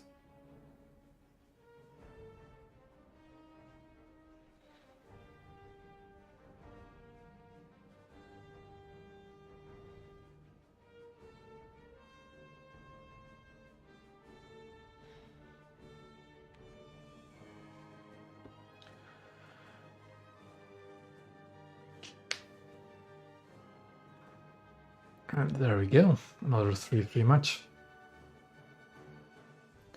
Green Mountains Gulf. I do quite like this map for low tier destroyers. This is fun fighting on B and C. Yeah, after we spade, or at least play like 3 games in the new Russian destroyer, then we'll play Japanese battleships to get a bit closer to Fuso.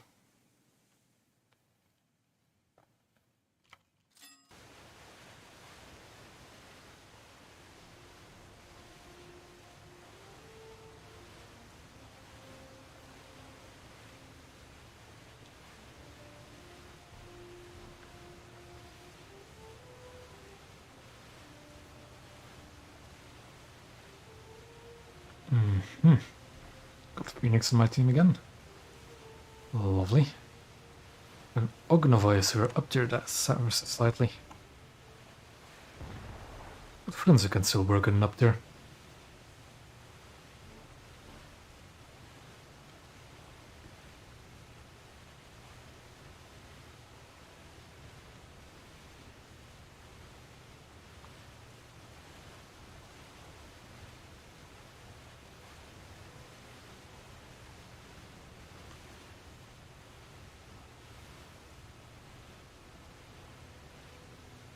Now we'll just have to wait until we see the enemy.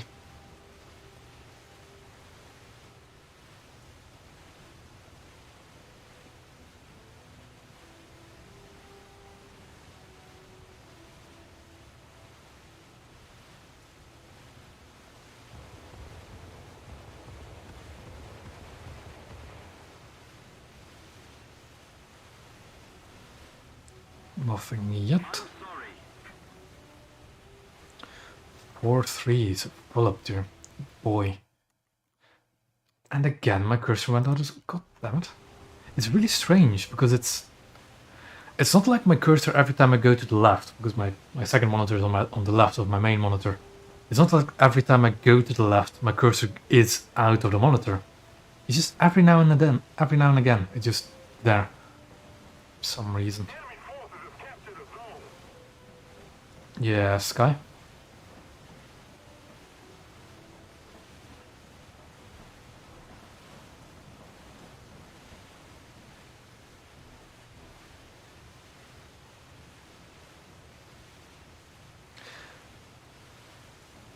It applies to tanks too?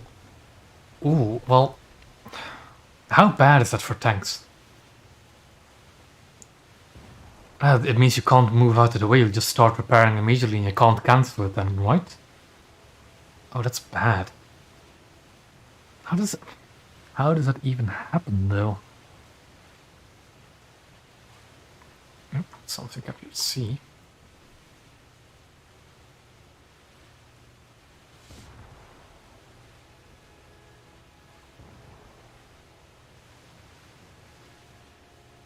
The enemy is winning.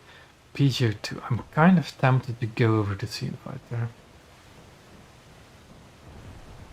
Because 4-3 is kind of brutal. Especially if the enemy has an SKR or something like that, that's going to shred me apart. Attack the enemy! Peacock.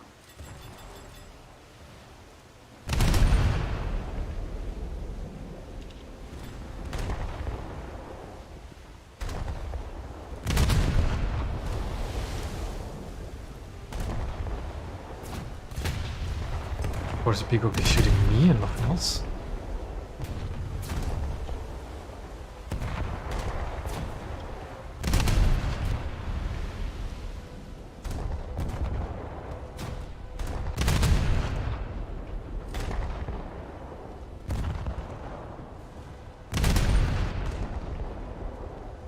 Oh, 45 has hit him more than my main gun has. Let's try to change. There we go. Enemy forces have captured a zone. Enemies on B, that's not good. That's definitely not good.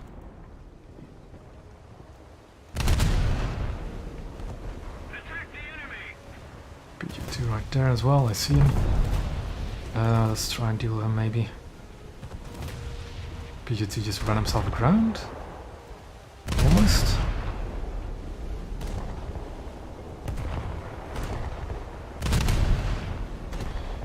More lead. Way more lead. Those might be alright. Not quite. But I need to focus now on what's B. The beaters are too slow. Somebody attack him! PG2 got dealt with by somebody else. Counterattack!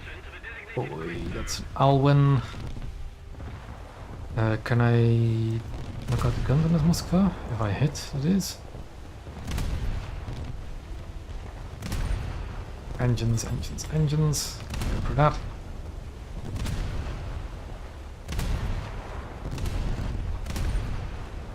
There we go. Alwyn's next.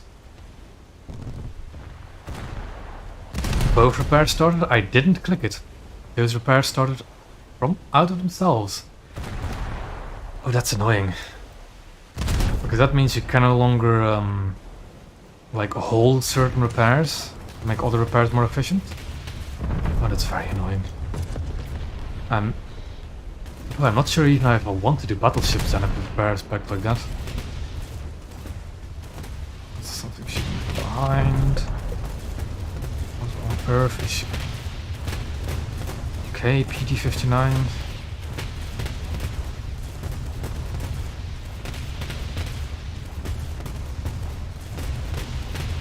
PT-59 is realizing that I'm about to shoot him. Out. Somebody cover me! I need to be careful of the torpedoes. I think we're clear. So let's go to B. Take him down! G5 up there. There he is.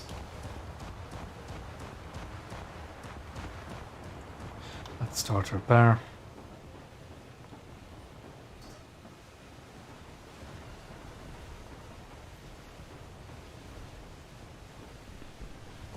If we don't do something fast, the enemy will win.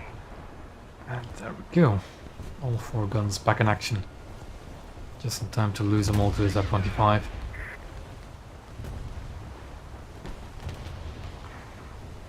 My priority is getting on to B though.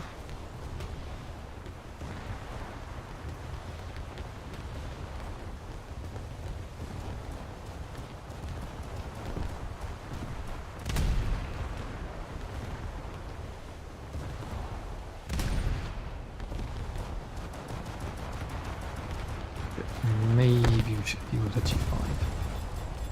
Prince's guns do not like to turn quickly.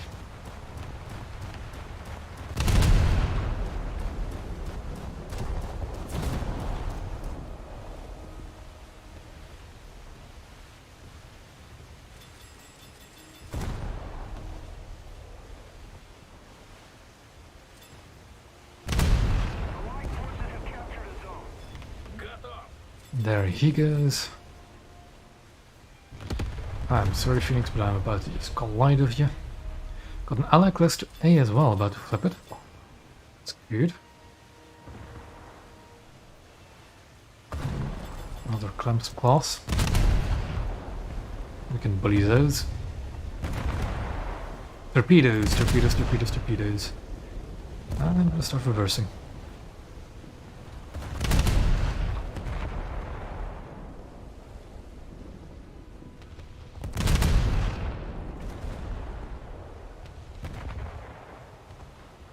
Oh, guy behind me. Another zone Alright. We have the advantage.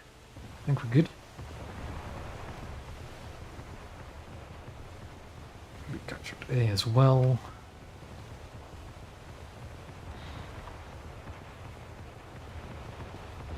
I think our next move is to go to C.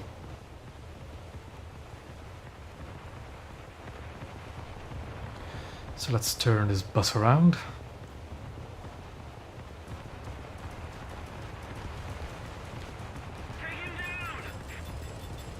I don't know why a PG-59 is pushing a bunch of destroyers, because all it has is guns, it doesn't have any torpedoes. But oh well, his choice I guess.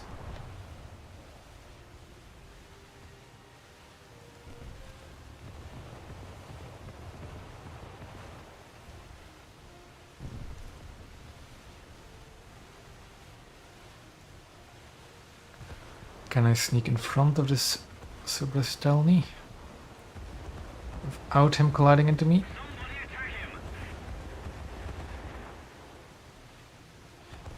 Well, I'm just gonna do this preemptively because he's clearly not looking where he's going. You know, he was just focused on that side for some reason. Oof.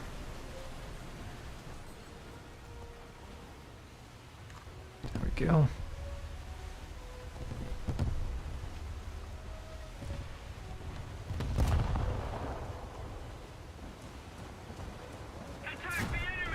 There we have the Peacock again, I think we saw earlier. Peacock should be pretty heavily damaged, if I'm not wrong. No, he's still quite fine actually.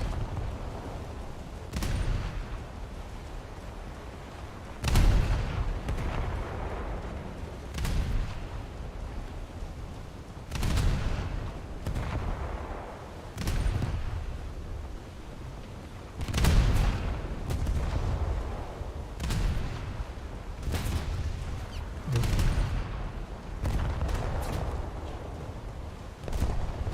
9% depth detonation just royally messed him up.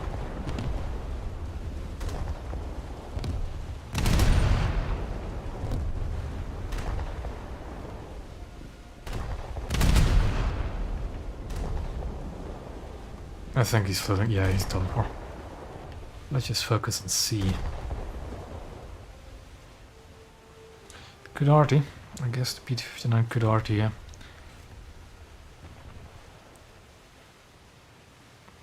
But it didn't. As far as I know. SPTC, and my cursor's again off the screen.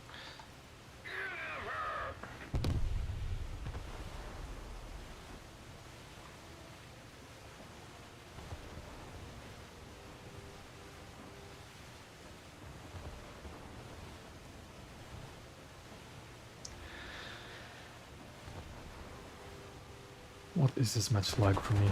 Ooh. PT-15.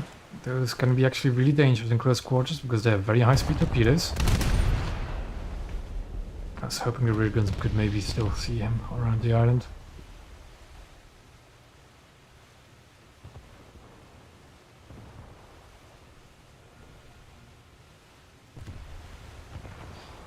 Now the thing is, I have to hit him.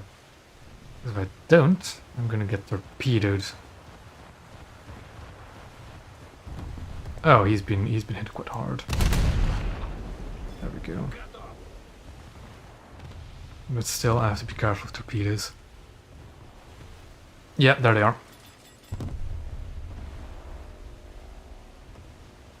I'm gonna wait until that thing passes me because that thing goes 120 kilometers an hour.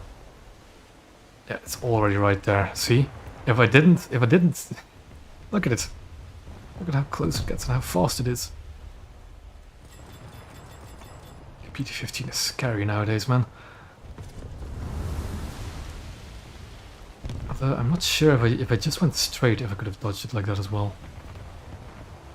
Oh well, I dodged it anyways. Somebody attack him!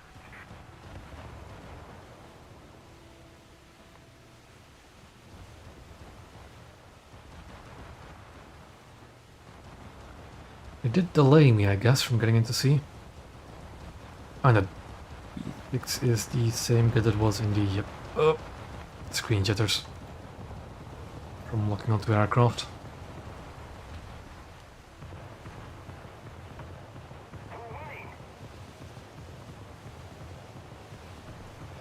Odd choice of vessel at this stage of the game.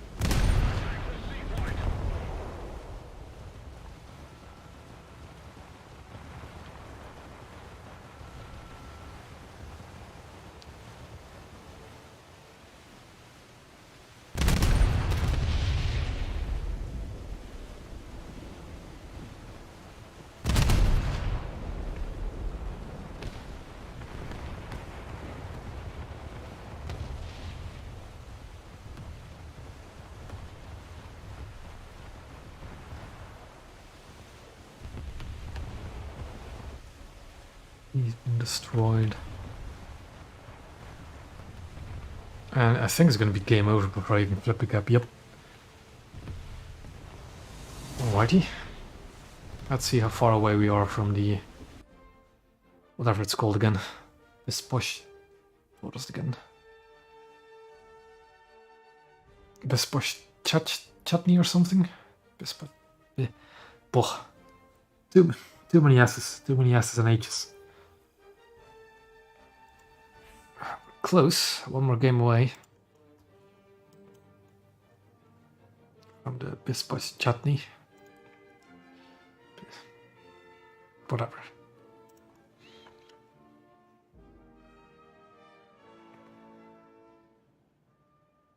I think I'll just play one game with it, or maybe 2 games. And we'll go on to the Japanese ships. I don't think there's really anything else we could grind quickly. I mean, I could get the Diana this stream. If people want me to, if people want to see me play it, you know. No, yeah, I'm going to get the Diana first because then I can test sail the Glorious. So that's what we're going to do. We're going to get. I'm not going to play the new Russian destroyer because it's just a PR-7U, but a bit earlier. I'm not going to play it. I'm going to get it. And then I'm going to get Diana. Yeah, that seems like a plan.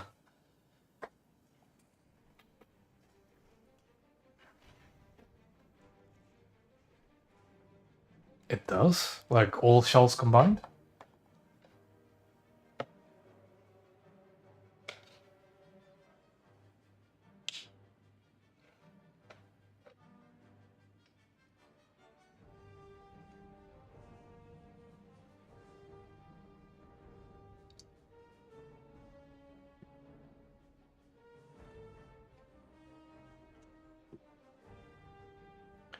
That's a quick match.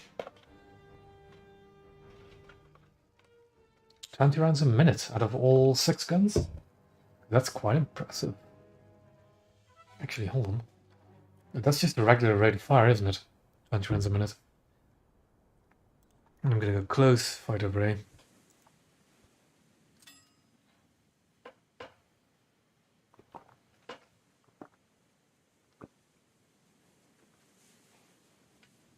And just take a drink because my throat gets a bit dry.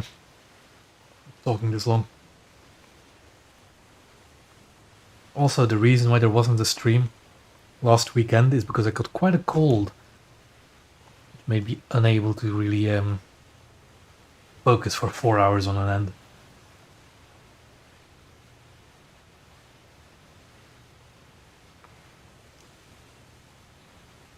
A 4.0 game by the looks of it, because of the Alwins. The Harakaz is also 4.0.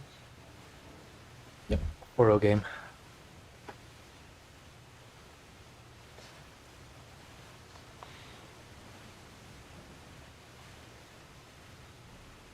But yeah, I'll get the Chad Destroyer after this. The Besposh Chutney. Then it's going to grind Diana. So I can test sail the Glorious on stream, hopefully. And just start researching the Glorious in general. I kind of want it.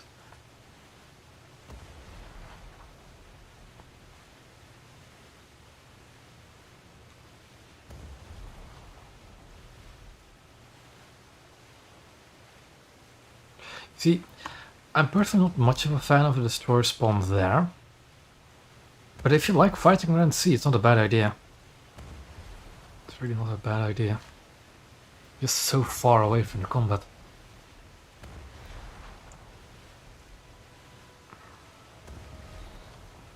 It seems we've won the patrol boat fight over at A. So that's good.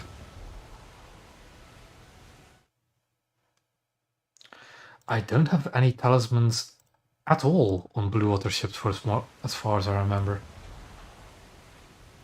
So the Glorious grind is going to be quite long. Especially, although, like in a week the sale is going to happen, so then I'm going to have premium time again. It's going to really help me again. It's going to take a while to get Glorious, I think.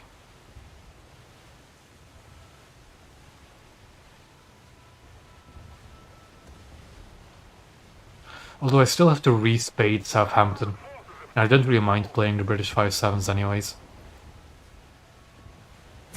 And of course, spading Diana is also going to get me some RP towards Glorious.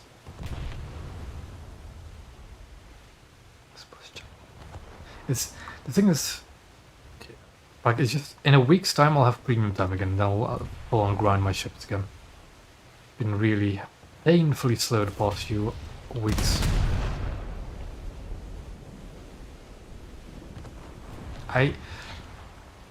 Sky, shall I remind you of my ship curse?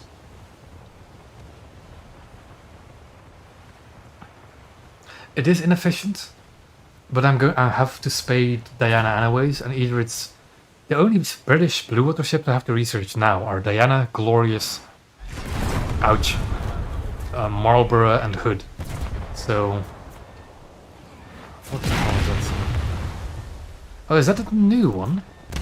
It is a new one.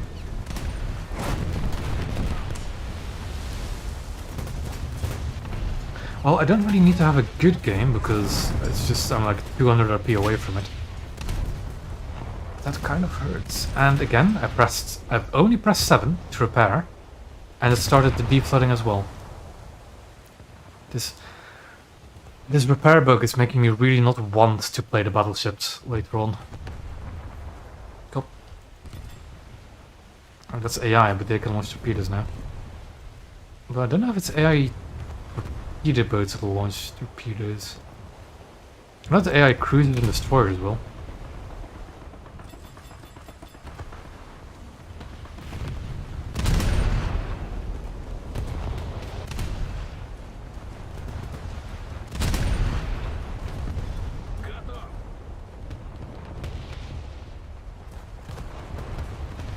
This bug literally just started today with this update.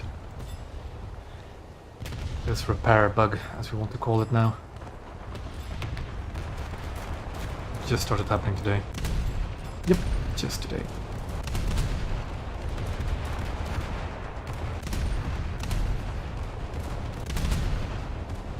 It's just like repair management is not that big of a deal with destroyers, but it's a really big deal with battleships. I kind of don't want to do that today.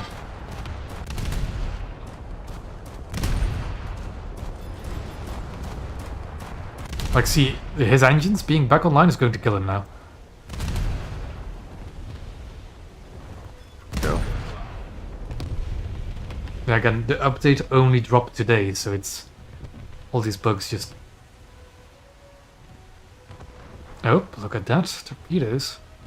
Oh, no. Can I dodge it in time? I can't. I can't. I'm hitting... Now I want that unflooded ASAP.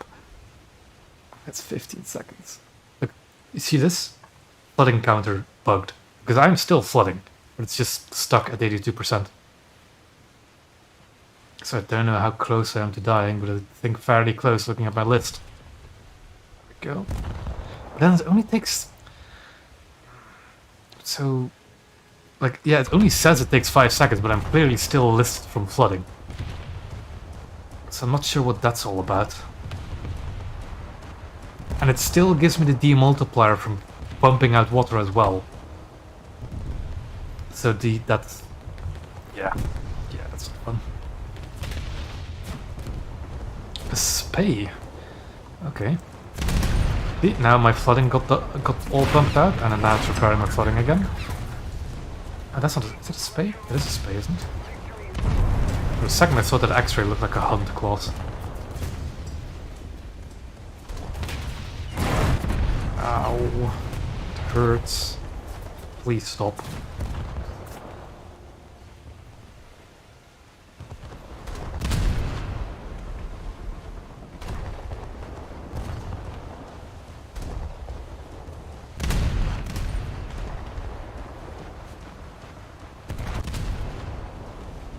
No, I am flooding.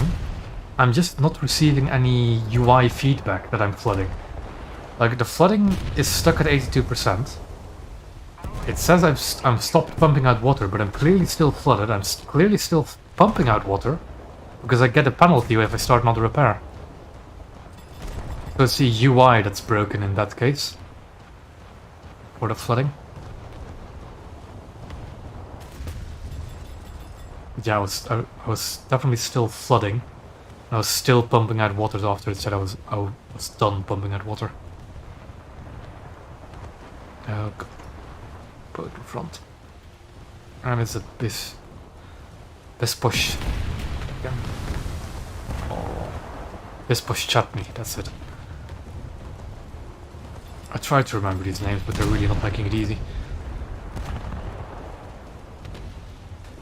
Rear guns still have target.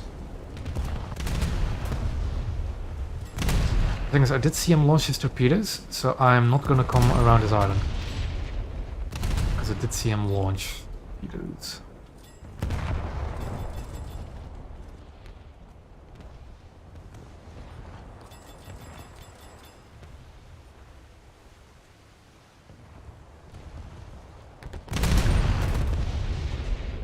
Try and maybe poke... Oh no, you see the trails? Right there, torpedo trails. So I need to be careful. It's just that if I poke a little bit further behind, I can get my rear guns on target. I think I need to stop being too daring here. And just wait until those torpedoes pass me by. That was a friendly aircraft, and he's going straight for the bit push. I keep forgetting the last part of that name. Bispush Chutney, that's it. Something like that. Probably butchering the name to all heavens, but oh well. I'm not a Russian, am I?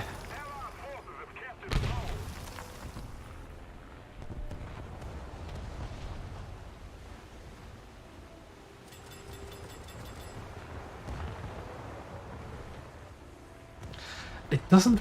I don't know when it starts, but sometimes it'll start if.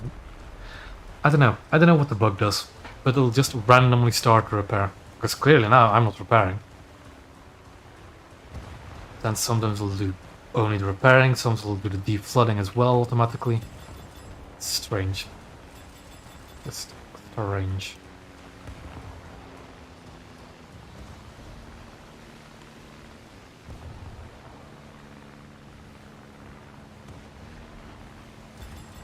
Oh, that's a hunt class too.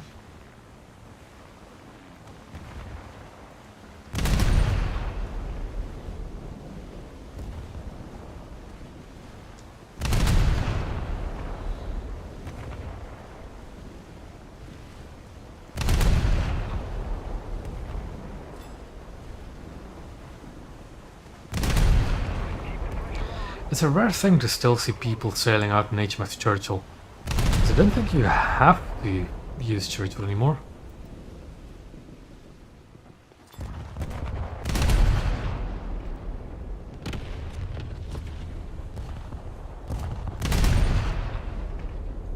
That thing is dead.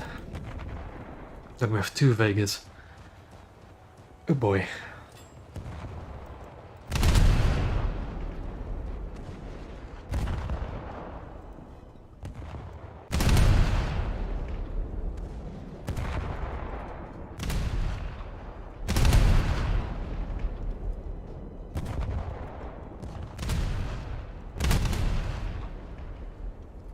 You know, there's this. I'm going to show you something after this match that I have a sneaking suspicion is kind of useful to know. I'm not entirely sure. And it isn't only for tips, but I think when you. Because remember, when you research something that's much higher rank than what you're currently playing, you've got a research penalty, right? And the amount of RP you earn. However, if you're researching something new at the correct rank, you don't get that penalty when you're suddenly transferring all of the RP over to another battle. Which is fun, of course. It's also, I don't know, weird.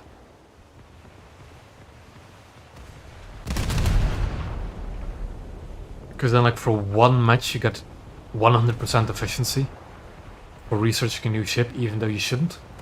Technically. I don't know how it works. But I'm not gonna complain about a free RP. That's a Wellington. Didn't. I'm just gonna repair whatever's damaged. I think it's like the machine guns on either side of the bridge. Yep.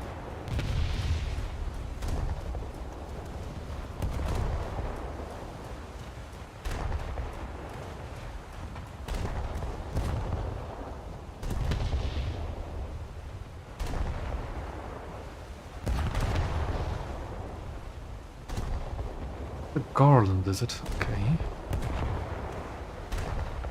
The Vega is going a lot further than I thought it would.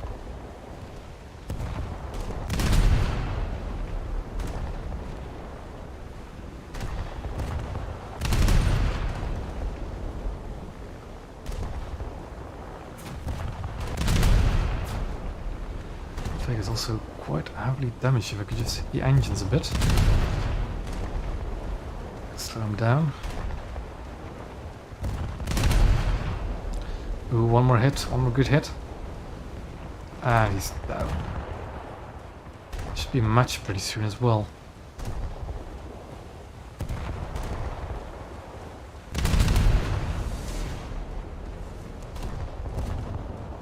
Okay, that's the Besposh chutney unlocked.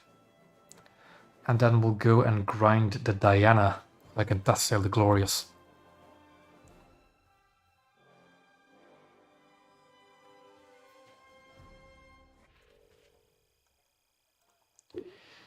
Go, Besposh chutney. Don't really care to buy it at the moment, although it isn't going to go on sale anyway, so let's just order it. And let's put those remaining 1000 RP into this Sverdlov, because that's clearly something I'm researching next. There we go. Now, Diana. Gonna research it with the 2 premiums here. Already put some RP into her today. I think I got like, hold on. Here it was. I got like 5,000 RP in 1 match, so if we can keep that up. 4 more matches, we got Diana. Should have enough time for that. Off we go.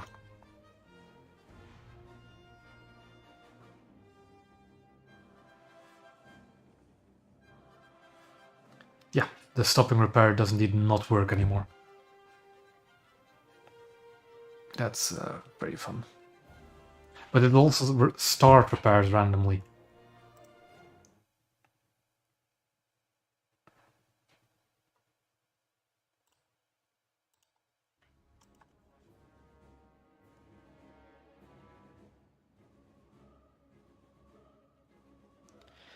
There we go, found a match.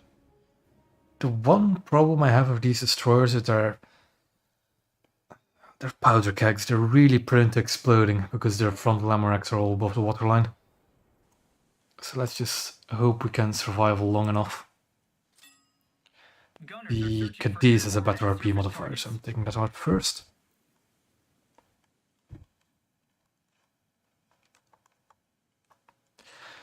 Yeah, split repair would be a neat thing, I guess.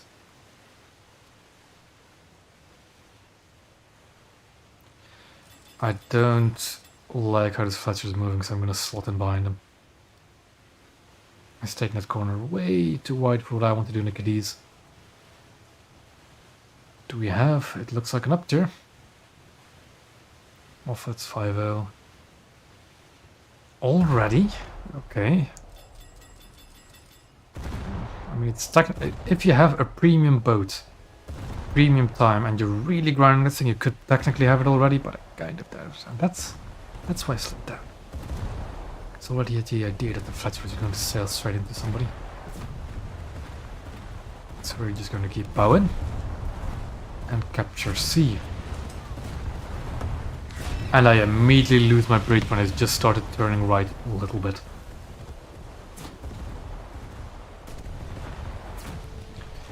Let's just go. Come on, get that bridge back up. There we go.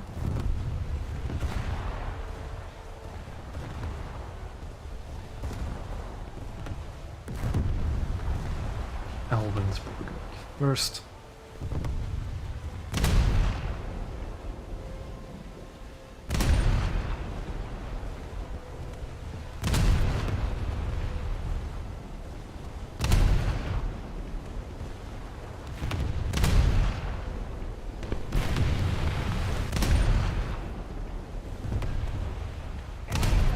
Oof, there we go.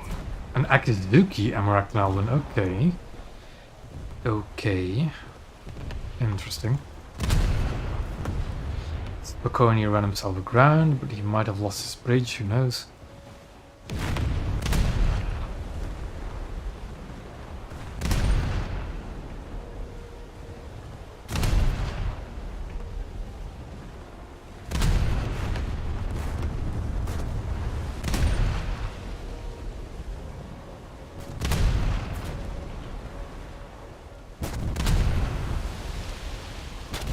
That is a human moffat, that's good.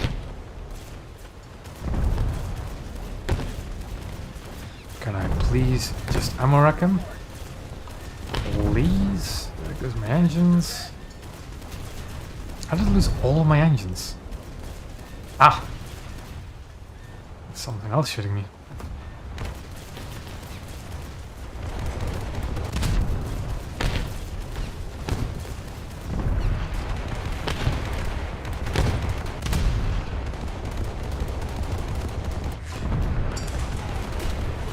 Well, I hope it was worth it, Coastal Vessel, because you are now dead. Enemy ship sank.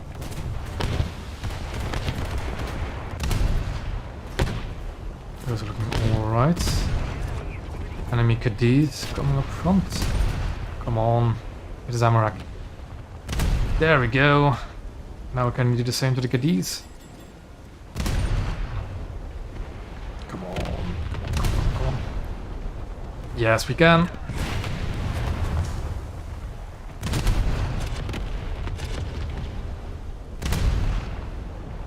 Start repairs because I do want my engines back.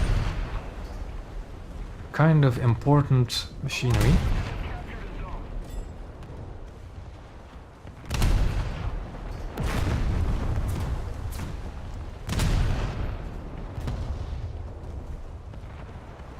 Guy's now also dead. Captured C. Enemy Hunt class destroyer. Kafkas. Okay, I don't really want to mess with a Kafkas, to be honest. These things hurt.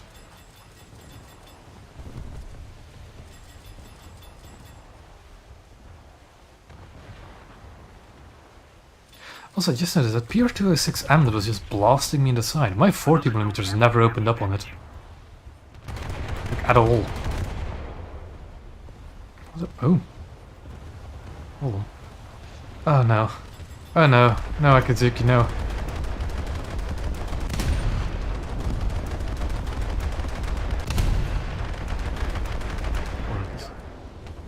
Oh, the Akazuki's not dead. I did see that guy launch torpedoes at him. Hello there. Oh, so we're losing C. To a 123K. That's not good.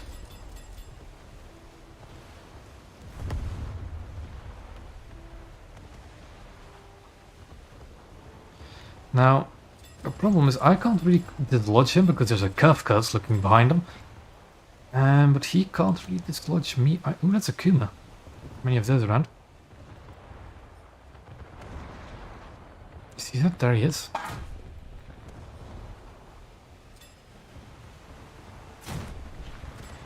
I'm gonna load the TF, the VT, sorry. In case he pushes, but he's... God damn it. And my bridge got taken out. At least I'm reversing.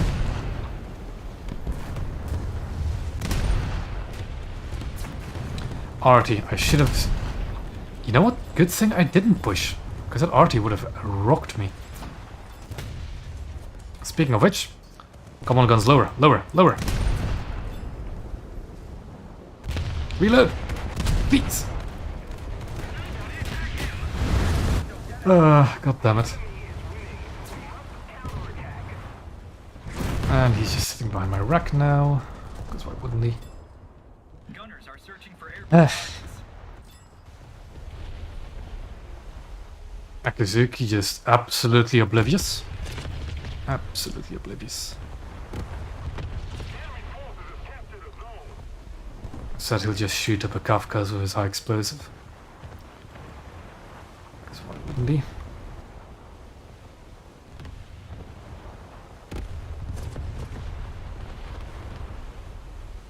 He'll just right there. Just now going back into cover, because why wouldn't he? And just keeping hold of C. Thank you very much, Akizuki.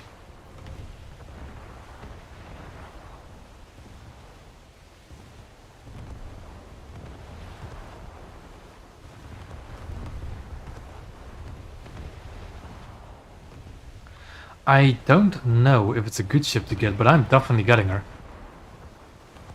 I don't know how her survivability stacks up. Mobility is kind of alright, it's not the fastest. It isn't painfully slow either.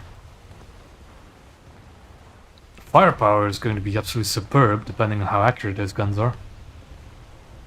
Because I'm not familiar with the 15-inch guns. But the survivability of the Glorious, I'm not too sure about. And again, with the bugs currently going around, it's not really advised that you do anything really. Like playing battleships with bugs, but it's like there's currently a bug going around that you have to repair. That repair sometimes goes off automatically, sometimes doesn't. You can't cancel repairs anymore. This is a bug. A very fun bug. Also, it's a bug only when you, like, I'm locked onto the aircraft. Nothing. Look away, nothing happens. I look at the aircraft. Look away, nothing happens. It's just if you look at an aircraft you're locked onto, this happens. And it's so annoying. Now I should be careful because that's 123 is still there. And he will have his torpedoes back because he's on a capture point. Ammo racks. The ammo racks on the Glorious look pretty good actually. They're all below the waterline. Oh yeah, these bugs should be fixed in relatively quick order. I'm not too worried about that. I am, however, going to die painfully quickly to this 123, I think. That Akazuki should have a line of... Oh, God. Jesus. Oh, never mind. The Akazuki doesn't have a line of sight anymore because he's no longer alive. Come on, where is he? Where is the 123? Okay. Could I please not lock onto aircraft? We're controlling most of the zones. Yeah, that jittering is the lock onto aircraft bug. Oh, the 123 was all the way over there, was it? Why would it just abandon the cap? It was defending so good. Oh well. Load the sap.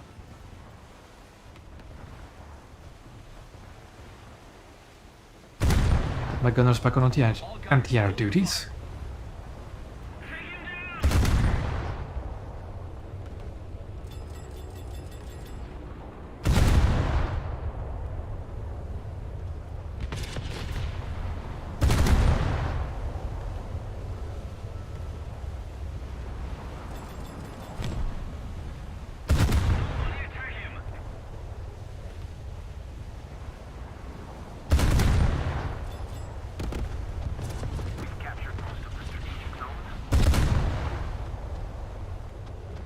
Going in the background, kind of scary. Let's deal with this Bastelny first. Nope, Spokane is shooting me. So Spokane is going first.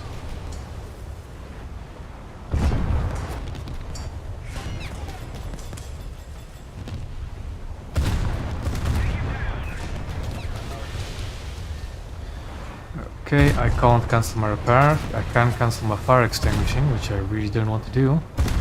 But I guess I have to. And there's another one behind him. So what is my sap doing? Because it certainly doesn't seem to be planning. And I got burned down. I just got ammo racked. Actually. I can just take just 1,000 pounder, I think. Now I'll take the 3 of them.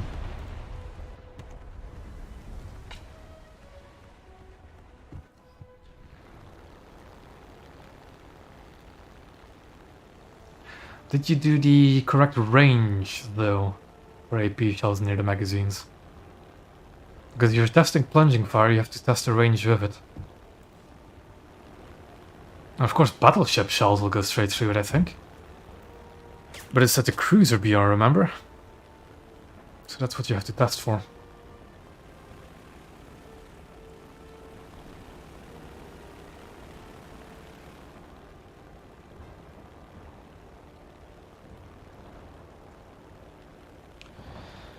Is there still an enemy cruiser up? I think there is. That looks like a cruiser.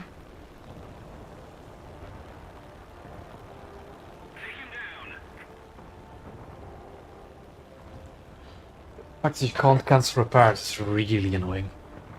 Because like just then I wanted to repair my main gun because hey, I lost one of my guns. But then I got caught on fire. And of course fires I usually always put priority to, so I wanted to cancel my repair, but I couldn't. So I had to cancel my fire extinguishing, so that maybe the repair would be finished, but of course because you're in a combat you keep losing modules, so the repair timer keeps getting longer and longer. It's really annoying that that's a bug. But I think the Kuma, in this case, will be my next victim. Although, I should actually go for the thing about to capture C. Let's do that instead.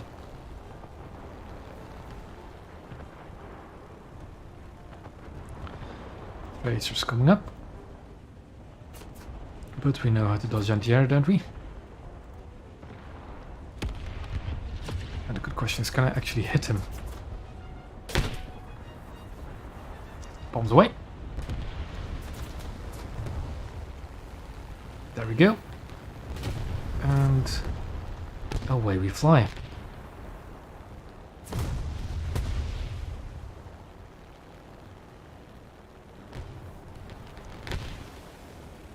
Where is the airfield? There it is.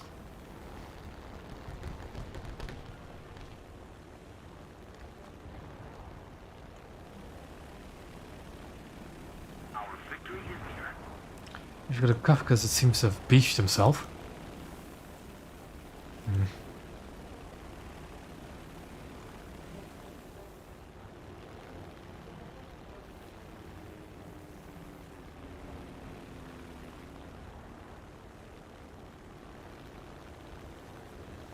Let's start slowing this guy down for a landing. These air brakes are really not that efficient. Let's slowing this thing down.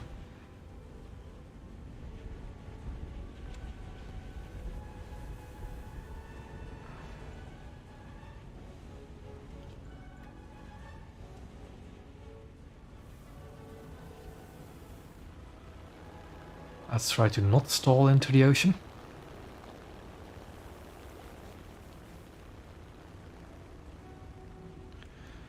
And let's touch down.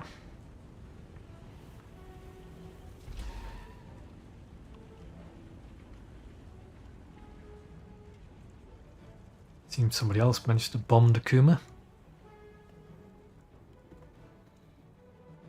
Did I actually do this much? So 4 kills, 3 assists and a cap of my premium destroyers.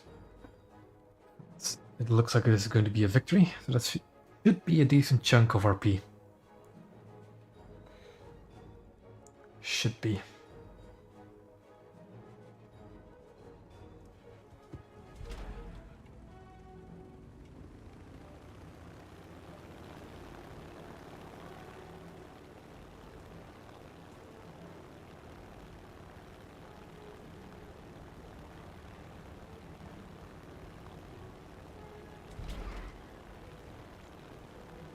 We go. Let's try to get some altitude and see if we can bomb something.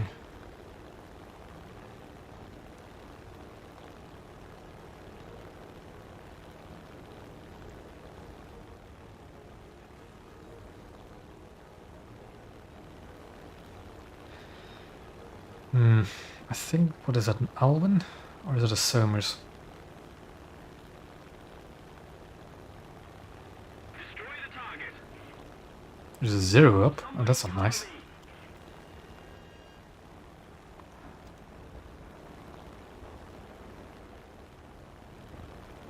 We don't really have any enemies threatening the caps. So that thing I'm not going to bomb because it has way too much anti-air. That's a 0. Then we got an Alwyn and what is the other thing?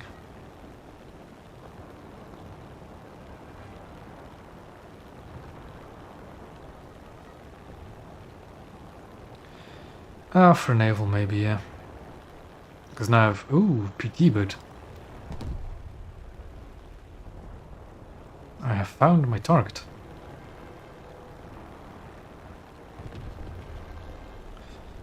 Never mind.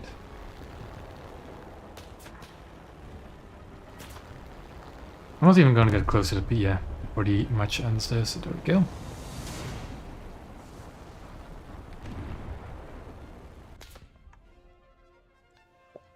This should be a good chunk closer towards the Diana, I hope.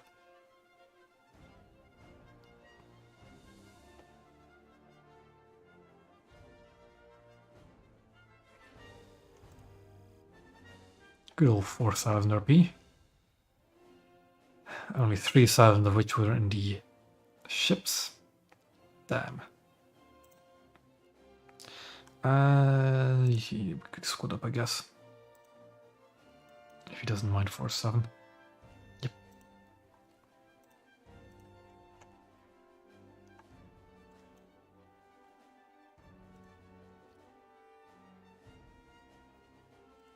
Apparently he's got some partly broken vehicles in his lineup.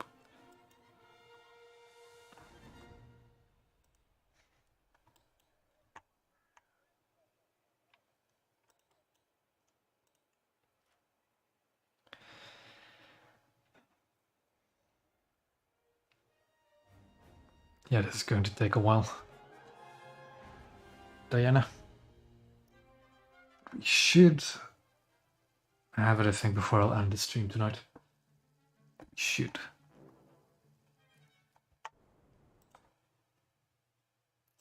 Get these first, as usual.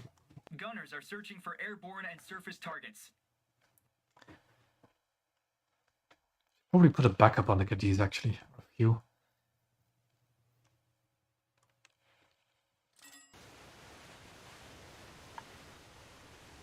Attack the sea point. Okay, looks like a 5-0 game. Defend the sea point. I'm gonna slow down again so I can move behind all of these people.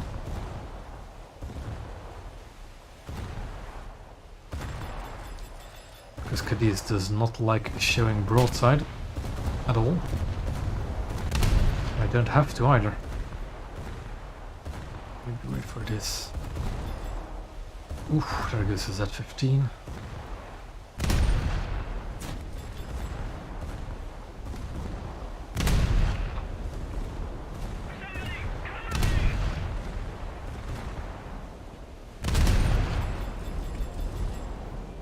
And my mouse was again out of my window for some reason. Well, at least my mouse isn't clicking on the stop streaming button every time I hop out of my War Thunder window. That would be quite bad, wouldn't it? The risk certainly does exist.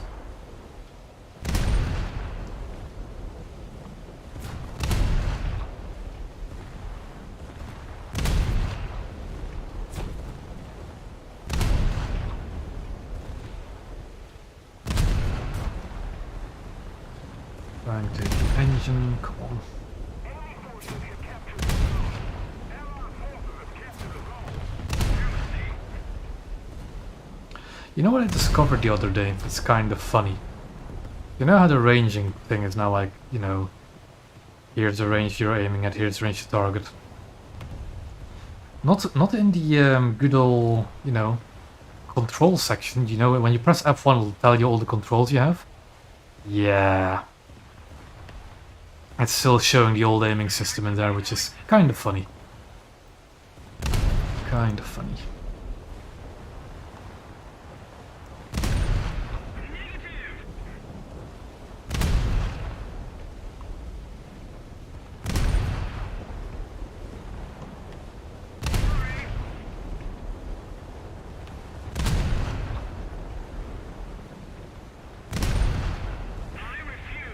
I'm gonna just radio mute that guy because that's annoying.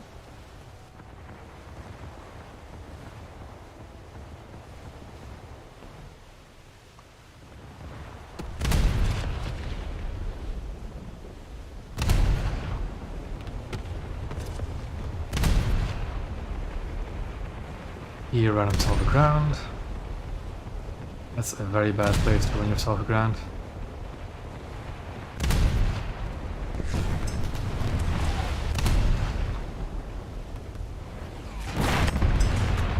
Well, I wish my guns would actually hit him where I'm aiming. Oh, oh boy. Lots of enemies all of a sudden.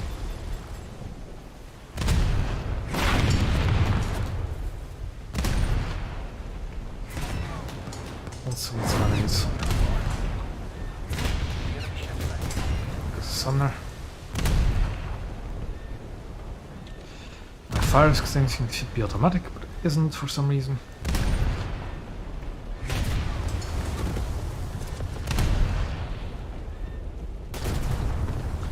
He's down. I need to be wary of torpedoes. Let's repair the gun. It also started my flooding repair at the same time, even though I didn't ask it to. Because, you know, why wouldn't it? There's a torpedo I didn't see. Luckily I didn't run into it.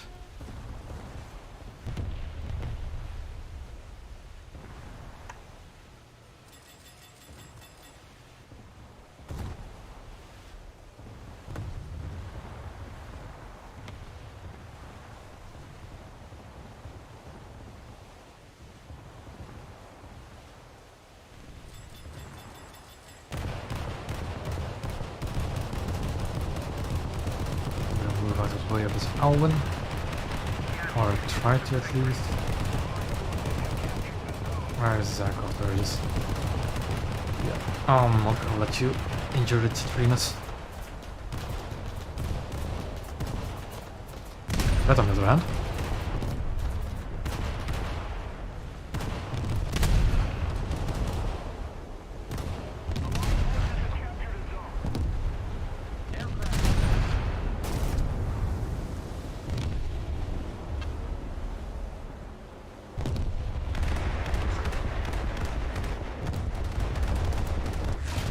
Get out of the way. It's a Leone shooting me. Or a Tigre. Whatever. One of those Italian 8-gun destroyers. I'm way under aiming. Card. Fine. Let's just make our way onto B. I did start that repair myself though. G5, let's load the VT. Just for some more boom.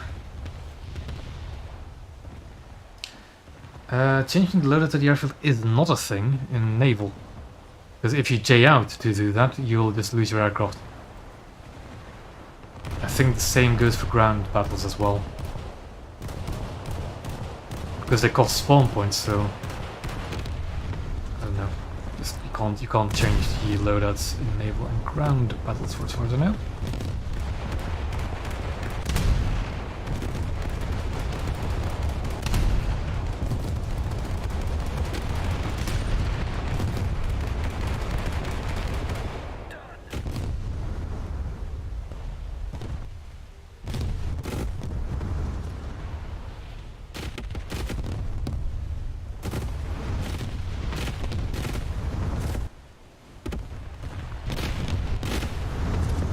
This good old visual bug that's been in the game for absolutely years when it comes to naval. Although sometimes not quite as noticeable. So this bug, what happens here is every single explosion or shell hit that isn't directly in your line of sight gets rendered in some central point of the map. On this map it's right here on the B point. Of course, there's also shell hits and shell sounds. That's been a bug for ages now. Like, for as far as I remember, that's been a bug ever since naval first started. Allied forces have captured a zone. What's that? Maybe sink that leopard.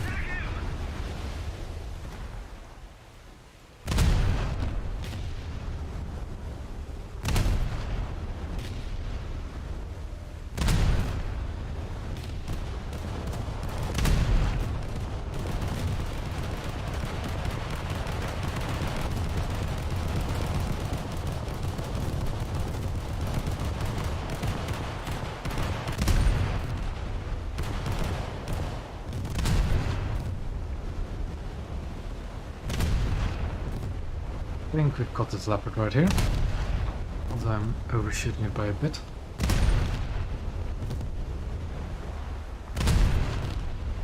Yeah, that leopard should be sunk now. Just go. No assists, kind of sad. Got Stuka with the secondaries. I didn't want to lock onto him.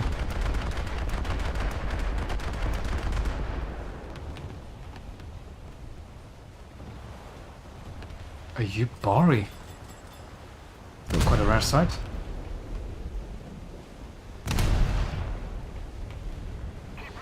Pretty damaged Yubari and a sunk Yubari.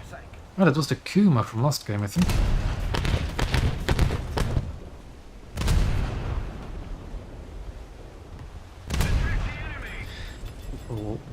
in the air, but I think my 40s will just deal with that quite well.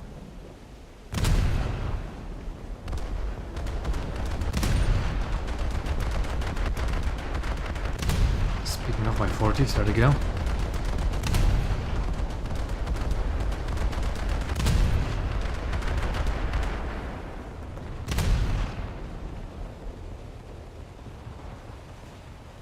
Oh, hello there, Spokoni.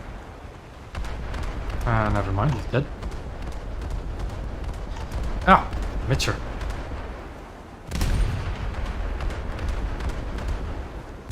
Threat in the air. Got Moffat as well, apparently. What I want to do is torpedo this Mitcher. Because I think he's not gonna dodge these.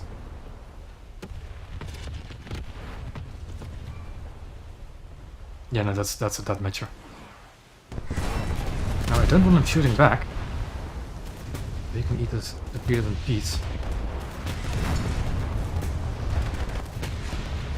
Just the one, I guess. Guess we'll just have to finish him off. Go.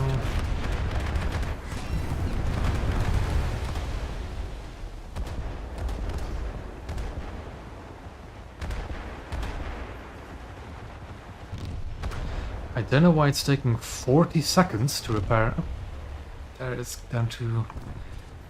Okay. I guess that's because of the flooding. Repairs that just started by themselves. Firecrest. And the team doesn't have much left. Let's actually start repairing some stuff.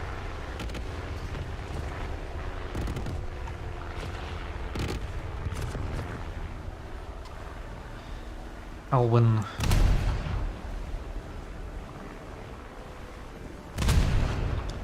I think we just freshly spawned as well.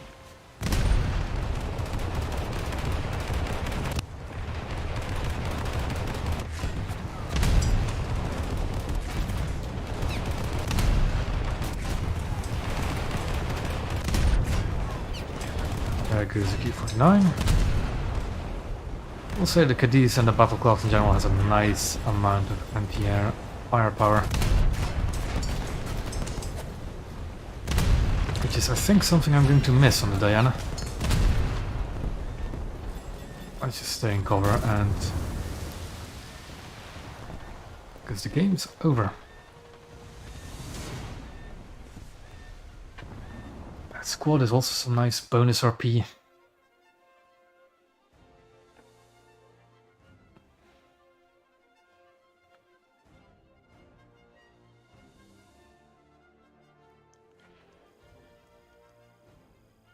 $4,000 RP. Good chunk, so maybe 3 more battles. Depending on how good we get. How good of a battle we get. And then, yeah, 3 more battles. We should have time for 3 more battles. That's for sure.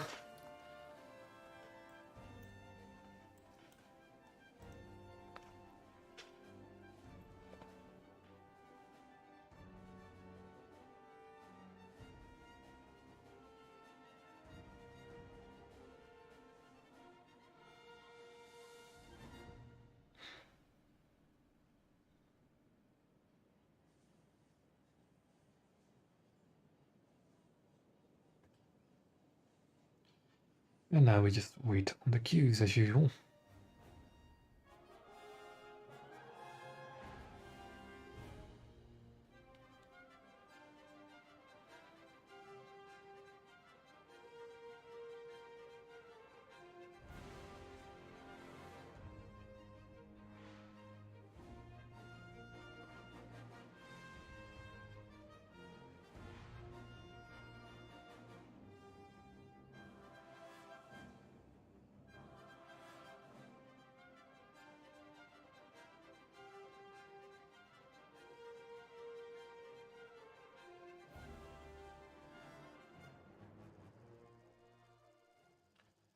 And Fiji again.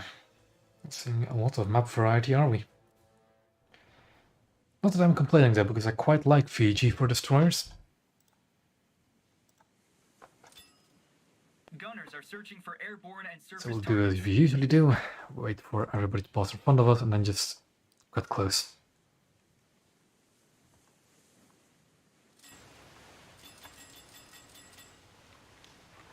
Another 5-0 game.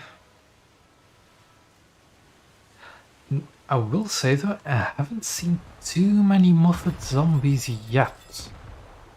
I've seen some,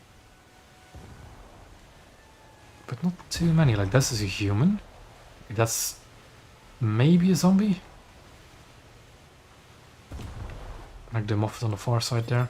This is the one in front of me is a human. That one's a human.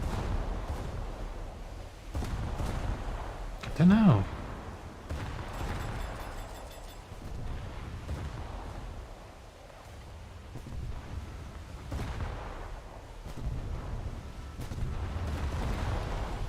Okay, that's a zombie though. I mean, that's 2 human muffets. Better than nothing.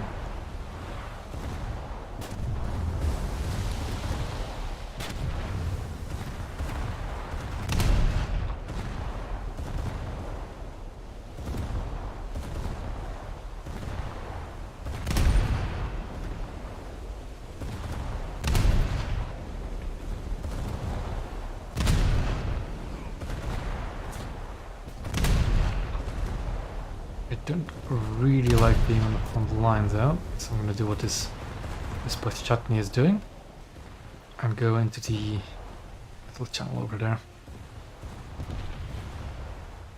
That's a lot of enemy destroyers. You know what, let's see if I can launch a spread that direction. I don't think they're all gonna stay on that course, they might turn in a bit. So I'm just gonna launch in that direction.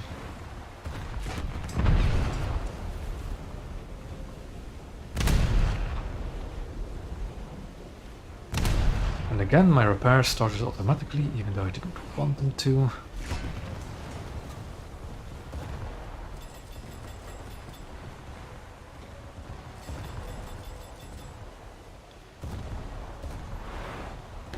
Ouch, there goes my bridge, just as I'm in a hard right turn.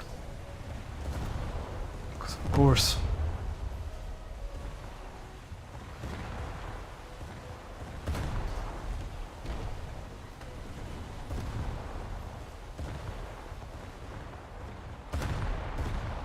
Nothing I can do about it, because again, I don't have a bridge.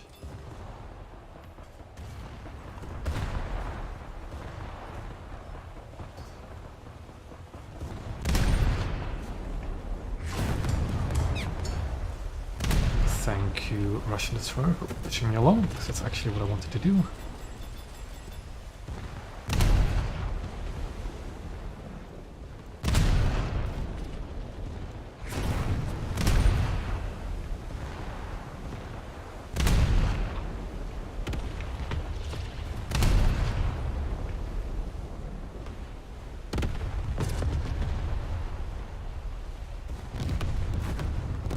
I'm not too worried about the hunt. Oh, okay, that one got actually dead, so let's shoot the hunt claws now.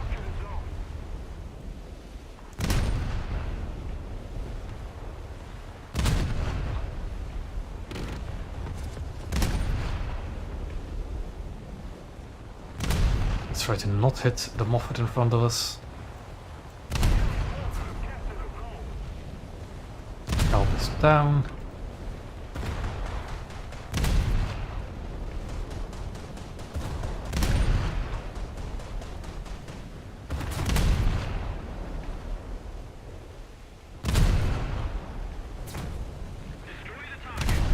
The shell room detonated. I was hoping for the magazine. Oh well. Just go for the engines now, it's so damaged. There we go. The Allied forces have captured a zone.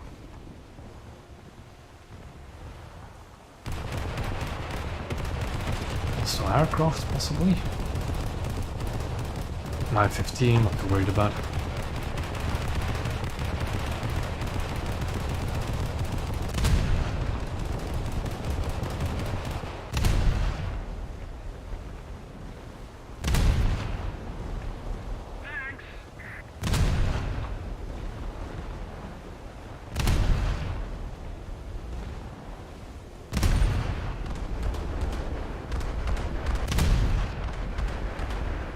Let's turn in towards B, shall we? While giving this hand class living hell.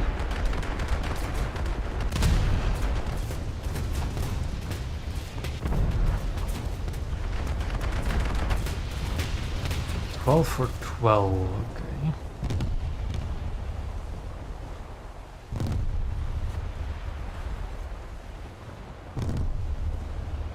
He's gonna start repairs before it does it in an opportune time.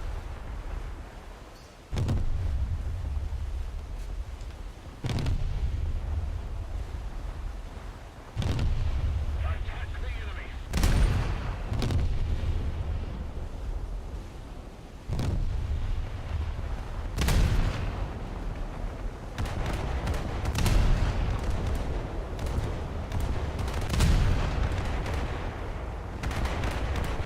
Kind of weird of him to just push around it. But I guess a 30 mil can still shred my entire bridge.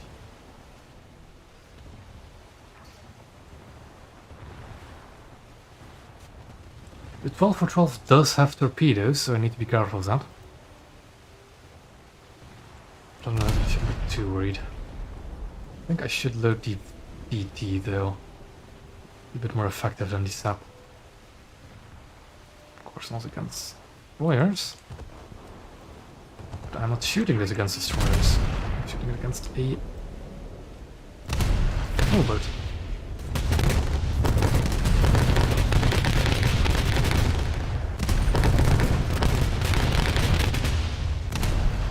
Got my bridge again, but he is now dead as well.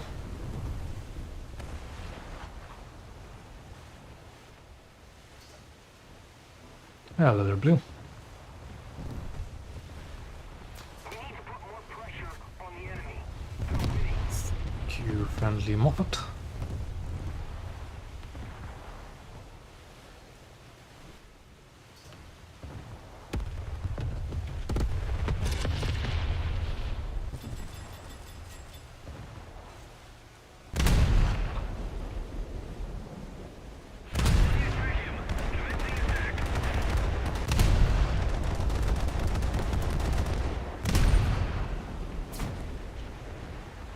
Trying to hit its front turret there. There we go.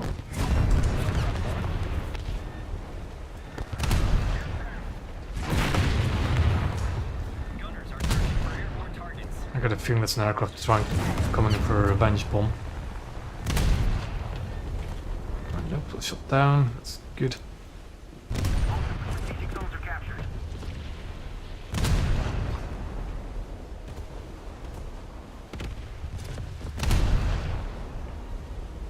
Go.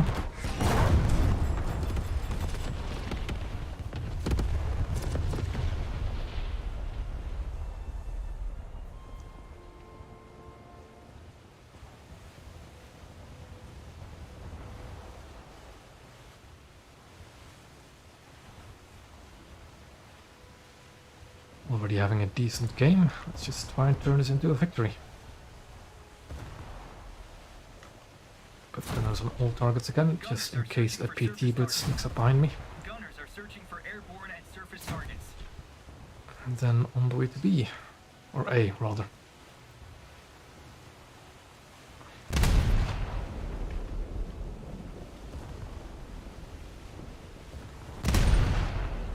Oh, that's a very low health German destroyer.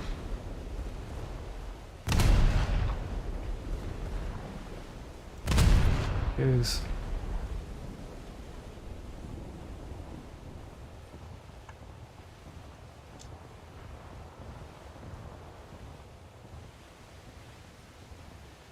Yep, most of the enemy team is already gone. So this is probably going to be a victory.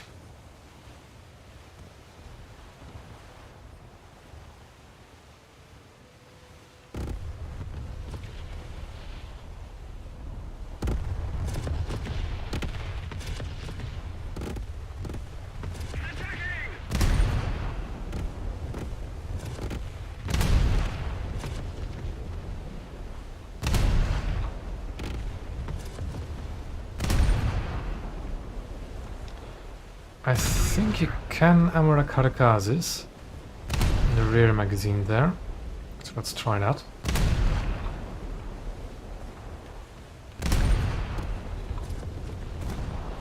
A bit more to the rear. I think it's not really worth it anymore. Just keep shooting the engines instead. Kind of turn in front of this Moffat. Should be alright. I agree.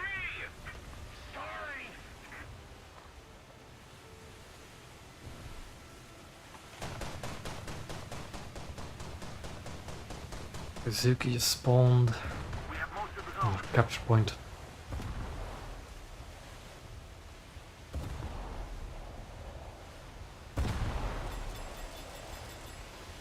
Ooh. Bump in the rear.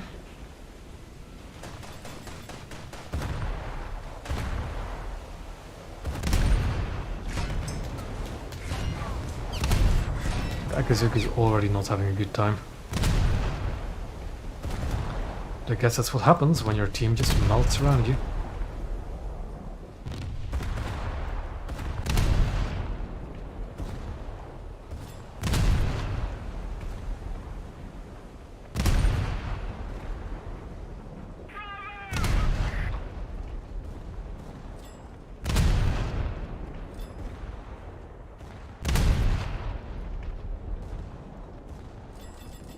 I'd actually just keep pushing so I can actually see where I'm shooting him. I think he's reversing. Instead of turning around like we should. And game. Yeah, that's gonna be game over. Pressure on. Victory is close. Destroy the target. Let's see how much RP that is towards Diana.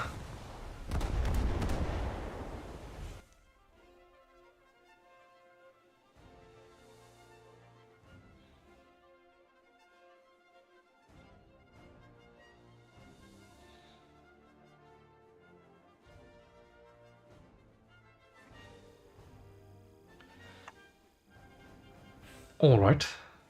Definitely alright. Would have been a lot better with premium, of course, but that's still. Oh, we'll have to wait a week for that. It's gonna be 2 more games. Then I can get Diana, I think. What was the average? That's. Yeah, it's gonna be like 3 more games to get just over 6,000 RP. 2 more. Oh, it's Phoenix left. That's alright. We'll continue.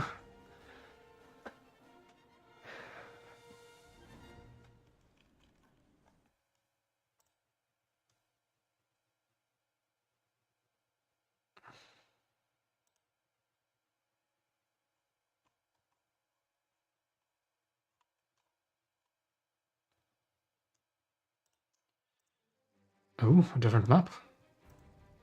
Norway. What I like to do on this map, instead of spawning all the way in the front, I like spawning behind and going to B and C that way. Let's still take these because that's the better RP modifier. Gunners are searching for airborne and surface targets.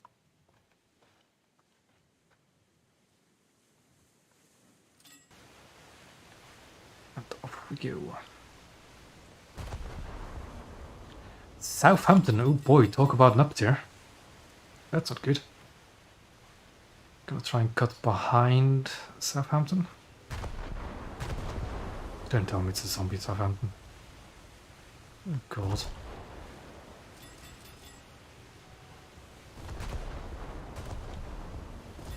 It is a zombie Southampton. Goodness gracious.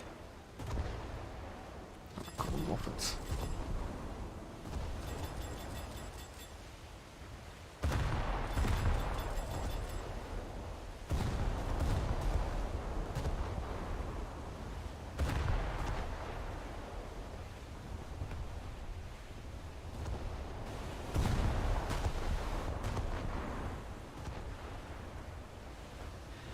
Oh well, enemy already on C, but kind of expected that, that's why I'm going this way. Towards B and C.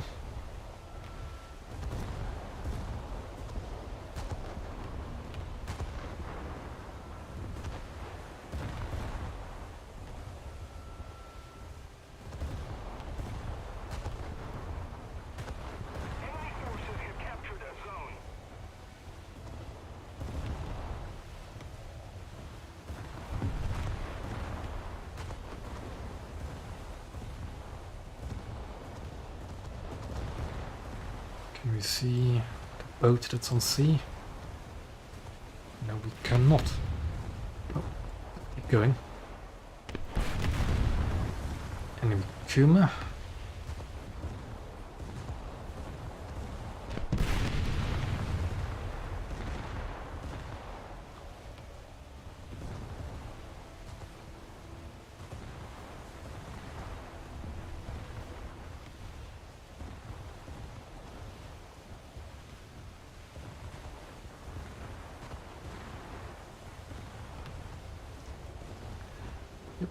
And now we just slowly but surely make our way over to B and C. Seems that the other Cadiz did manage to pull off the frontline spawn going to B and C. I just find it a bit more riskier, as you're more likely to get shot at.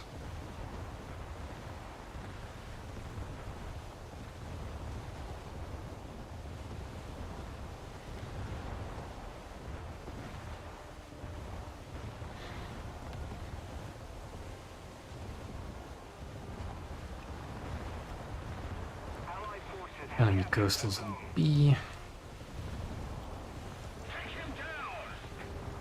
BR-183.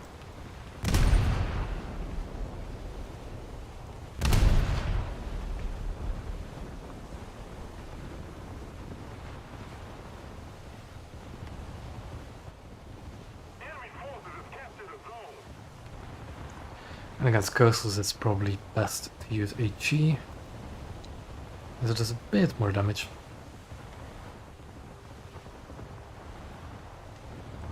I am 2 more good games away from it, Halo. 2 more decent games away from Diana.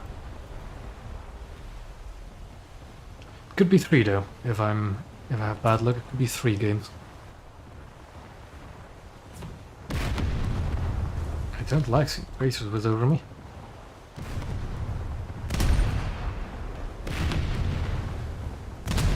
So I guess I'll just deal with that first then.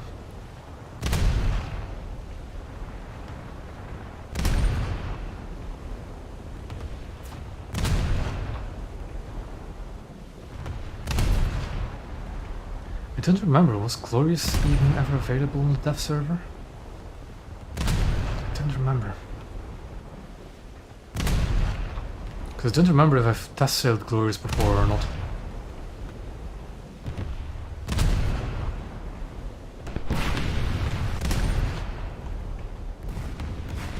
Hey, there we go. A magazine detonation on the Moffat.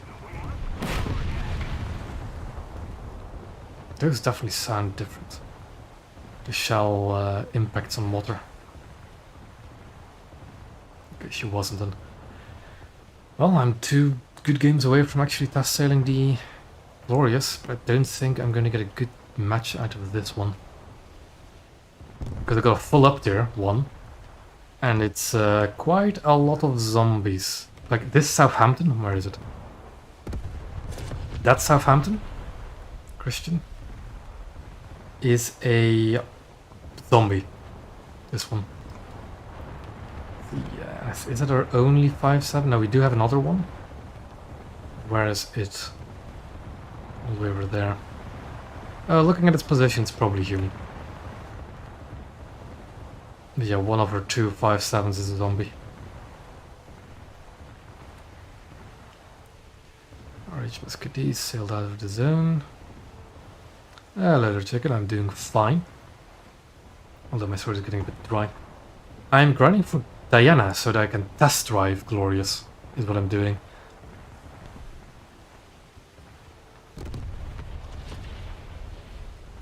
I'm also quite surprised at seeing it 5-7, but at the same time, it kind of fits 5-7. I don't think it'll be too overpowered at 5-7, but I'll have to see.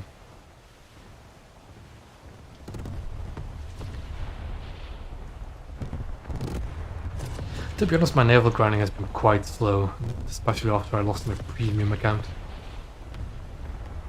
So I'm just gonna grind Diana, and then test drive Glorious. I don't think I'm gonna do any grinding until the sales. Yeah, I'm gonna buy myself a year's worth again. as I usually do. Yeah, I kind of expected glories to be at 6-0 as well. Like 5-7 is feels low for that thing. But I guess it works. Although part of me finds it funny they added both an HMS Glorious and an RN Aquila, and neither are carriers. Kind of find it funny. At the same time, I feel ever so cheated.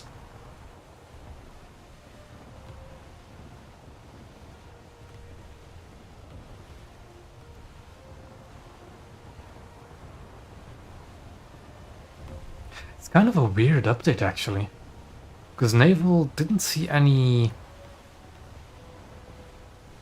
It's still, even though we did get a lot of ships this update, I would still call it a small update for Naval, because we didn't see any pushes, any breakthroughs in top tier. Oh, ticket. We know of the bugs. Don't worry, we know of the bugs. Oh, that's one of them that just happened.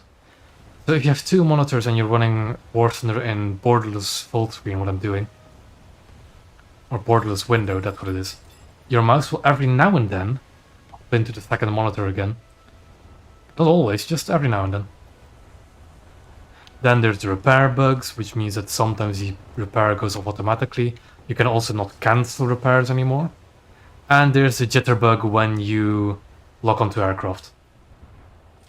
There's several, chicken. There's several. But only two really pertain to naval. But I expect, like, the repair bug is also apparently affecting ground, so I expect that to be fixed quickly. The jitter bug I kind of think is going to stick around, but I think it should be fixed quickly as well.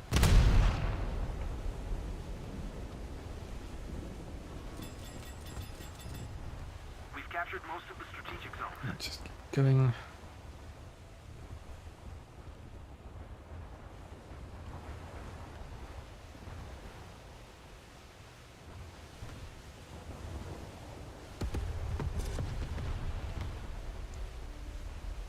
If we have an enemy aircraft spawn, I can show you the jitterbug. I was capturing A, but I'm going to be capturing B soon.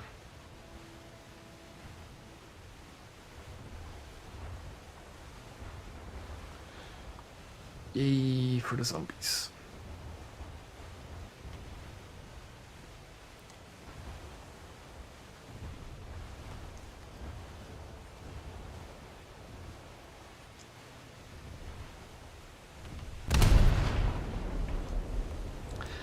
I'm gonna have a quick look at this guy after this match, because I am in a Discord server that has all the nobles squadrons in there, and I might actually be able to report them directly to their leaders. Let's see what that's about. Enemy forces have captured a zone.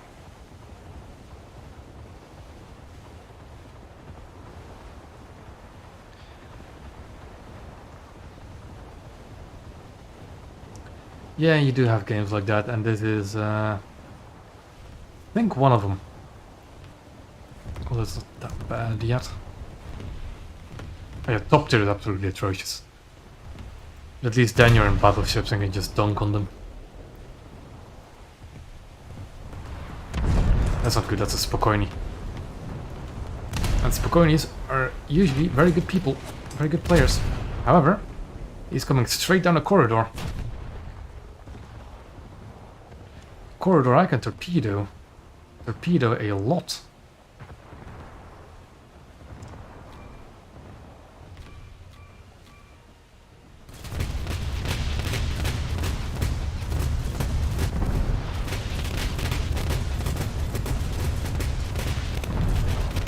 You can Amorak Spokojnis, by the way. I just gotten aware that Amorak is.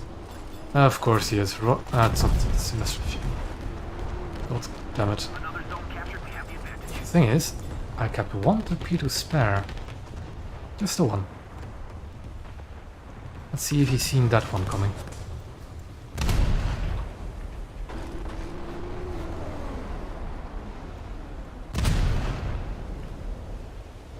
He hasn't. He has not.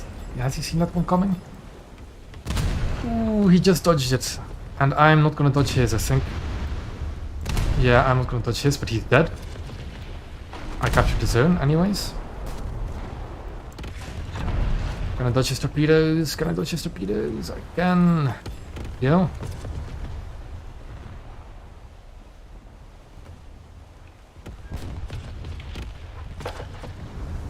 That was surprisingly good. I don't know how he lost that much crew that quickly. I think something must have cooked off.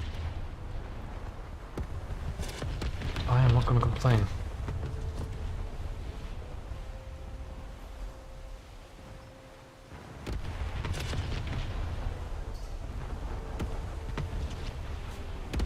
Yeah, I don't think I'm gonna win this match though. Threat in the air. What the hell?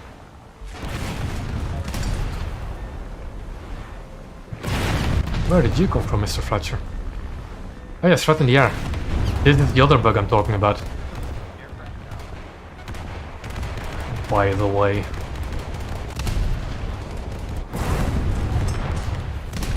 Stop this fire. Come on, you can Amarak Fletchers. I know you can. Do it, kiddies. There we go. Amarak Fletcher.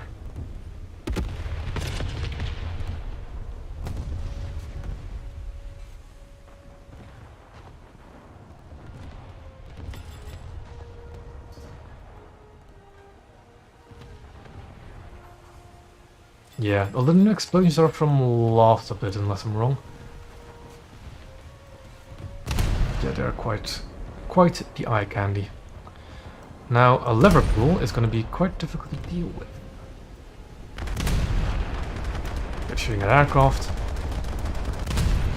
That's all I need to know from that.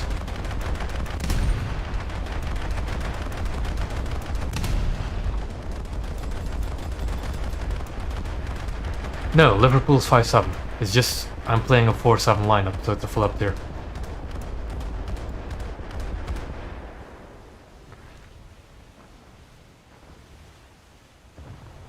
I'm gonna try and reload my torpedoes and just send them down there whenever somebody tries to push.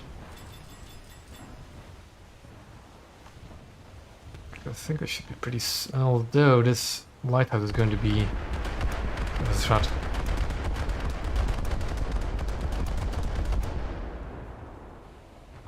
I'm not angled enough to launch my torpedoes. Although I'm not quite sure what this Yubari is thinking. Can you Amarak Yubaris? I don't think there's... No, I know exactly what's gonna happen. Hug the island, hug the island, hug the island. It's really difficult. So the jitterbug is really annoying visually. Oh, Jesus Christ. But you can still shoot people with it. God, is it painful to the eyes. Oh, jeez. Oh, hold on, wasn't that a float plane? I need to be careful, see. No, it's coming from behind. It's trying its best. It's trying its best to shoot me. I hit it somehow. Oh god, there's another destroyer over there. Okay, it's just... I don't know where it went either. But I think it went pistol.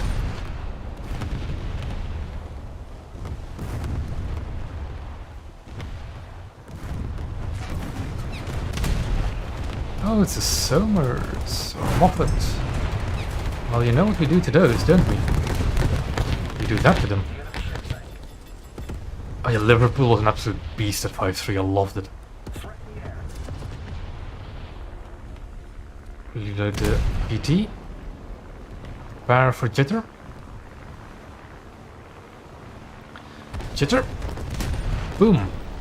Torpedo was launched, torpedoes launched, torpedoes launched. Come on, dodge it, dodge it, dodge it. There we go.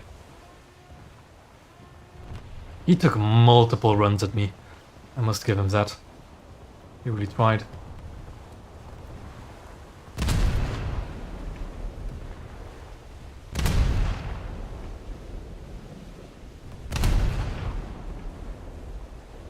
Yeah, that jitter is incredibly annoying, as you might have guessed.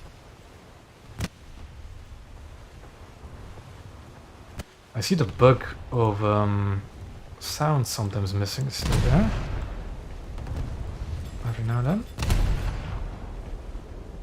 You know, this is a surprisingly good match for what I thought it would be. So there's going to be a lot. Oh. Hello, Mr. Liverpool. Can I get my torpedoes on target? Well, it's a zombie Liverpool, but they still have AI gunners, which can track me. I don't want to be under fire from 6-inch guns. Thank you very much.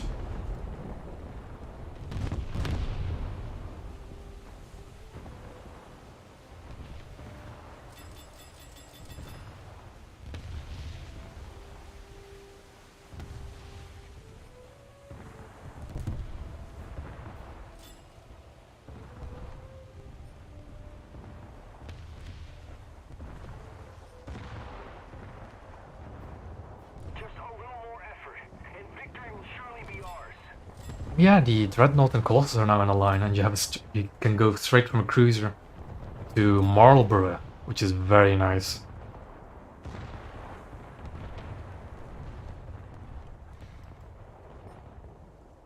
I'm just gonna sit here and wait. Of course, could that guy that was in the plane now be in a coastal vessel?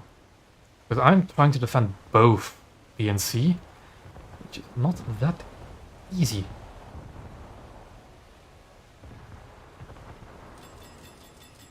I think I'm just gonna rush to Southampton. The thing is, the torpedo angles of a battle class are not the best. So I kind of just hope he's going to push through the gap. With it being a zombie, its navigation skill is terrible. You know. Is he going to squeeze him through the gap? Come on.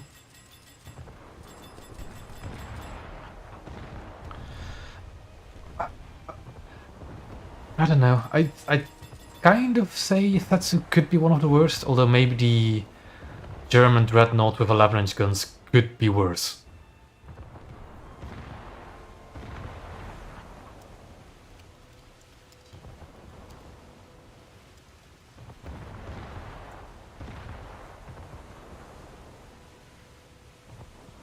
Who the hell's Lloyd?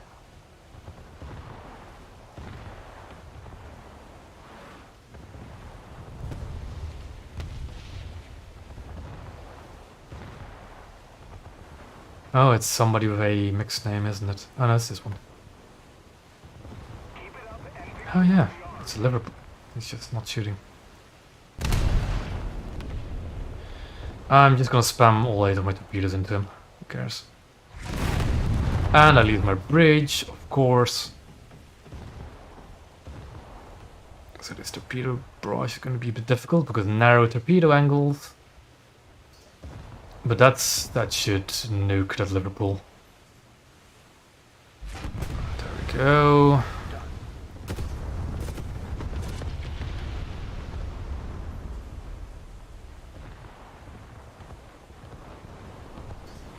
Oh. Huh. Somebody trying to sneak his way into B, but way too late. That was a surprisingly good match for a full up there.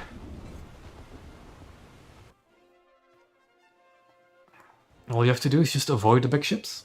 Fight where you can fight. That'll work. Let's see what that was like for P-wise. Damn, I thought it was going to take me 2 or 3 more games and I just got it. Very, very good game even. Nice, nice. Very, very nice. Then we can get Diana.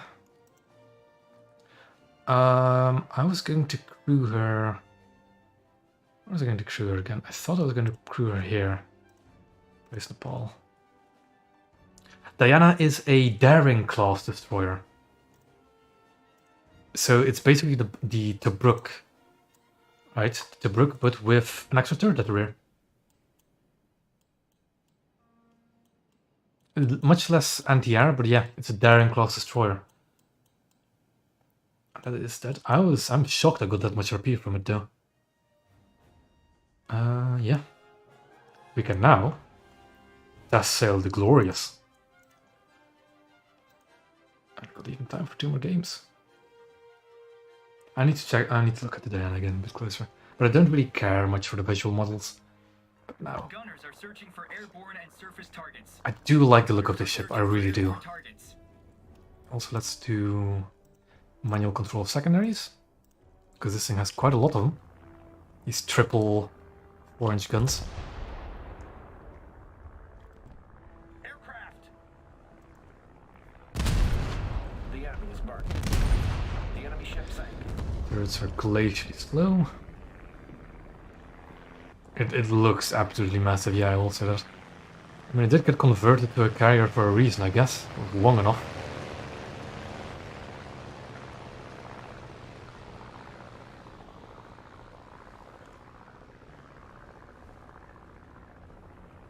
I mean, it is a large light cruiser. Kind of similar vein to Hood, I guess, which is a battle cruiser. Glacially slow turrets, but that is, I think, just British battleships in a nutshell. Oh, delicious sounds. Just get that rear turret on target. Nice and speedy, even. Oh yeah, I'm test sailing it in reference. The performance right here is when it's spaded.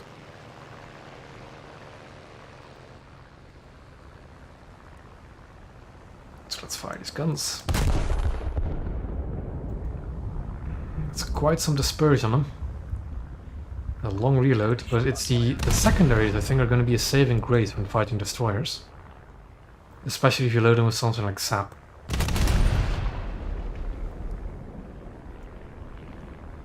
Aircraft.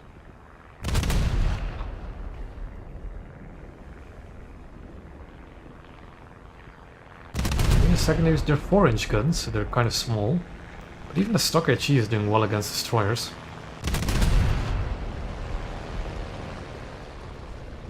Oop, reload my main guns. Let's try and fire at something, you know, a decent combat range. My objective is to just hit. Let's see if we can do that. Threat in the air.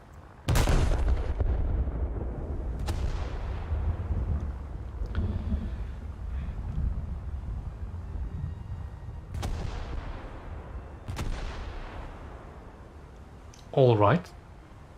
I think they overpanned by the looks of it.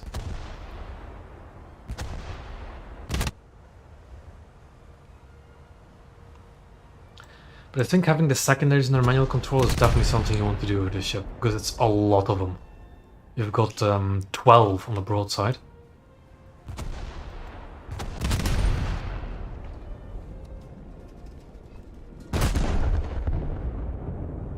I love the look of this ship though. Threat in the I air. really do.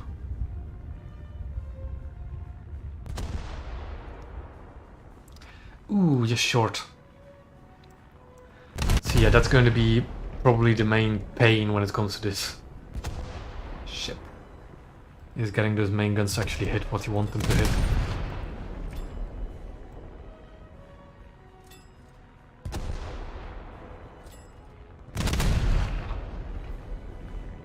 Let's see if we can get Threat in the air. some hits in.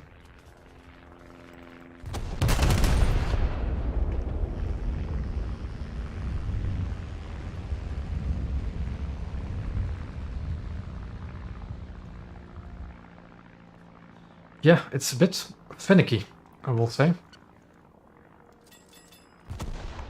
So let me actually take a closer look in the hangar at what the secondaries can carry.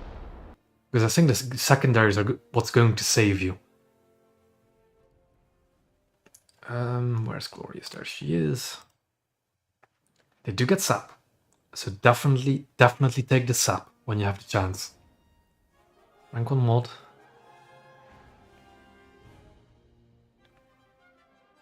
Yeah, it's literally just the same shells as Hood, I think.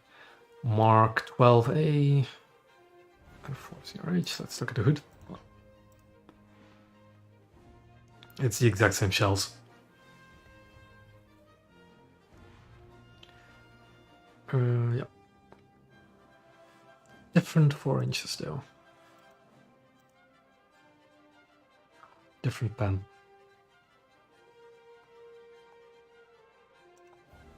Don't know. Don't really know much about the daring class, other than it being kind of something the British wanted.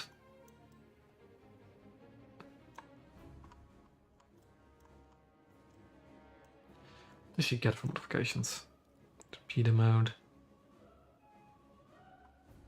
Does a daring have radar? Let me check.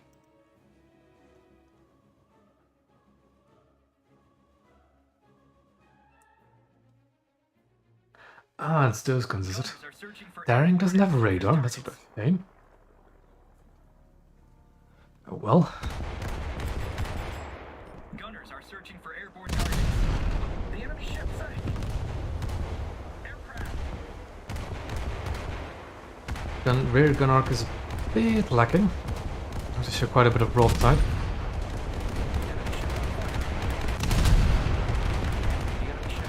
All that for better protected magazine. Hold on. The rear magazine is definitely not below the waterline, right? The front one, however, is, if only just. If only just. The rear turret, however, is ooh.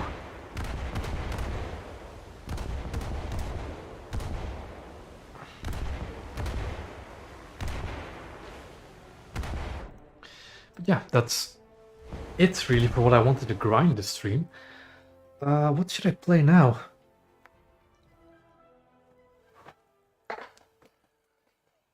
What should I play now?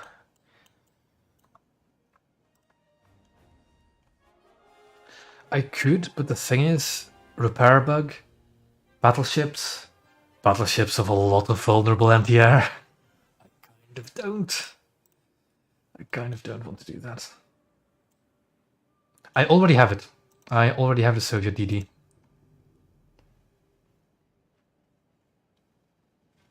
That's what I did after I almost spaded Aquila. Nope, I wanted to do modifications. I haven't played the Soviet destroyer yet. I haven't. But from what all I can tell, it's literally identical to this one. It just has different anti-air. And it's 0.6 of a BR lower, so it's definitely going to be a better experience. One change was, however, the ammo. The ammo was more vulnerable on this PR7 instead of the PR7U. Also, Aquila, surprisingly fun. Honestly, surprisingly fun. I've played it 3 games, right? Again, I don't have a premium account. I played 3 games in it. Almost spaded it, so it's not that much of a pain to get through. The guns are really weird and really funny. I thought it was going to be way worse than it was. It's actually genuinely quite funny. It's not for everybody though, and in a 1v1, a direct 1v1 of another destroyer, you'll get shredded. But it's something new, it's something different. It's actually kind of funny. I enjoyed the 3 games I played in this thing. Oh, there was actually one thing I wanted to check. I never got around to. But what's the 690? They're the same velocity, okay. Yeah, I put it might be good to put AP on the secondaries, so you can actually use them as backups for the main guns. But other than that, they were quite fun. The HE, the stock high explosive on these guns, has a hilariously low muzzle velocity. It's nuts seeing how those things arc at short range. And I suggest mainly using the sub, but the HE works. Let me tell you, the HE works if you use it at very close range. It works. Overall, a fun destroyer, a very, very fun destroyer. Although, yeah, not... If you don't know what you're doing, like you're new to the game, this ship is going to break you. But it's a lot of fun if you know what you're doing. And you actually have really decent... Let me actually test out it. You have really decent gun arcs with to get all 3 guns on target. It's surprisingly good. Like if I... Gunners are searching for airborne and Like that angle, I can get all 3 guns on target. And you see the turret rotation is really slow, but the rear gun turns 360 degrees.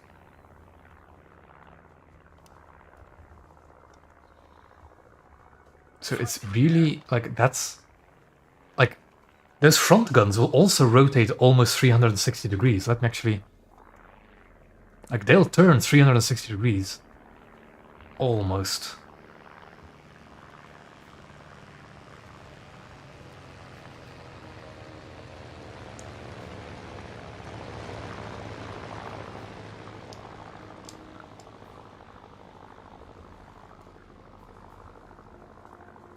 Let's see if he actually... Yeah, they don't turn a full 180, but they turn that far away. So hold on, can you actually use that second gun if it's turned like that? Come on.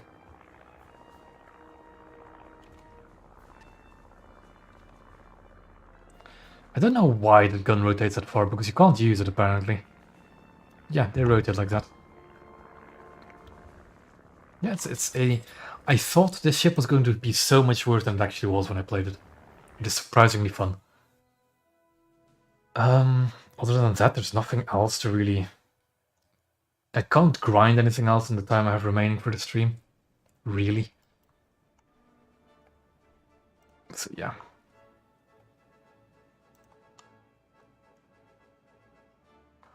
Is there anything I want to do though? Well, I could just look at the food, so I guess. Hold on.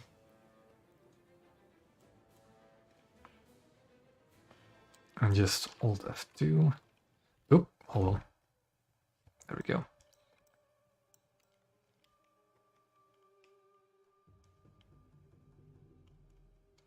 And just have this tower to look at. The Fargo is kind of the same as a Cleveland. Let me show you. Like the hull, armor-wise, survivability-wise, Fargo is identical to Cleveland.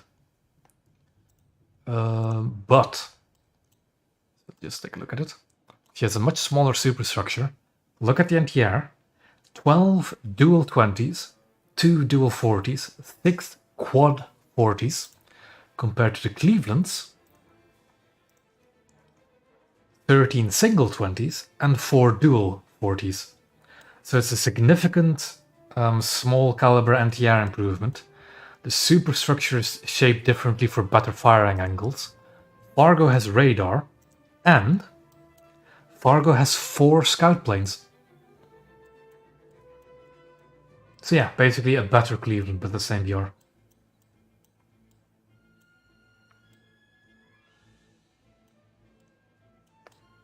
Yeah, the one thing that'll fly under everybody's radar is the fact that Fargo has 4 scout planes. 4 of them.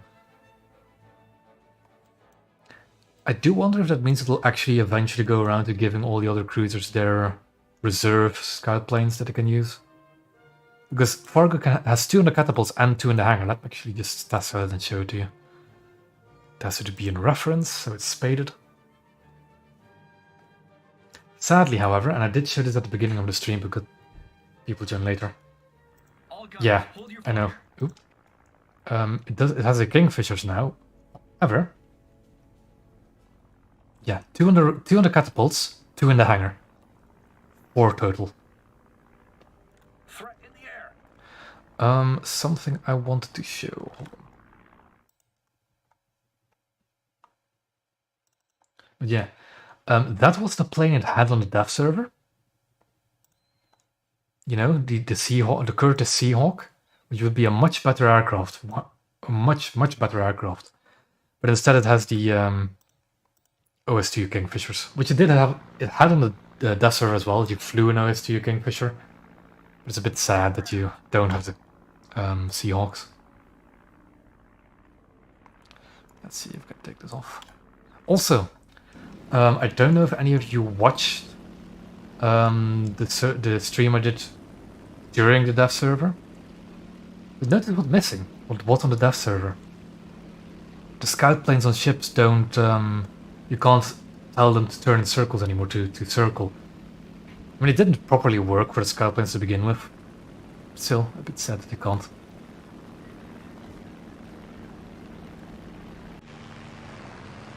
But yeah, 4 scout planes.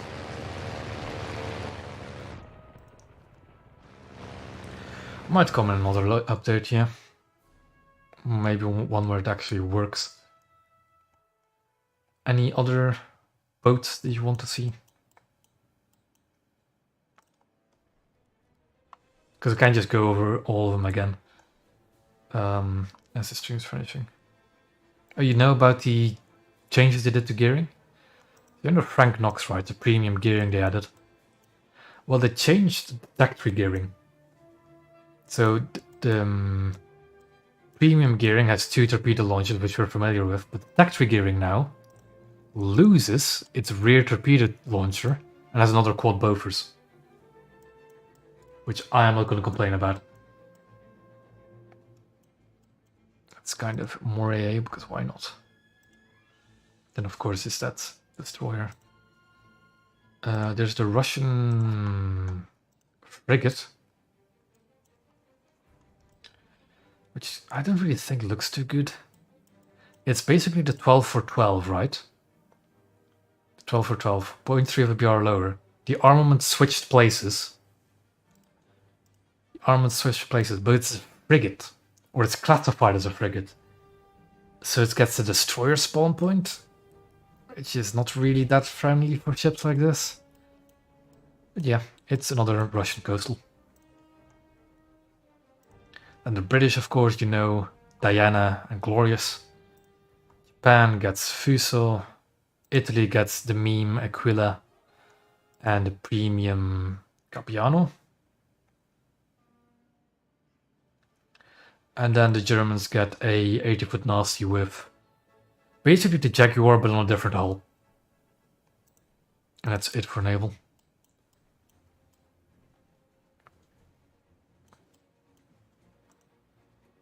I mean, it's a good backup for the Jaguar, to be honest. But yeah. Baby Jaguar, exactly. That's it, really. I think let's just test this thing in some different weather settings. Because I didn't really want to grind anything anymore this stream.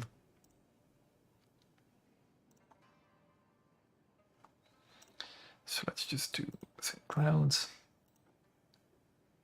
Hugin does have HVT. HVT.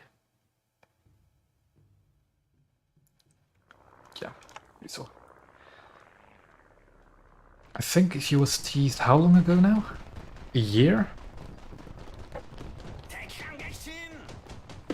Yeah, I'll be honest, the Aquila, the Italian destroyer, surprisingly fun. For what it is. Surprisingly fun.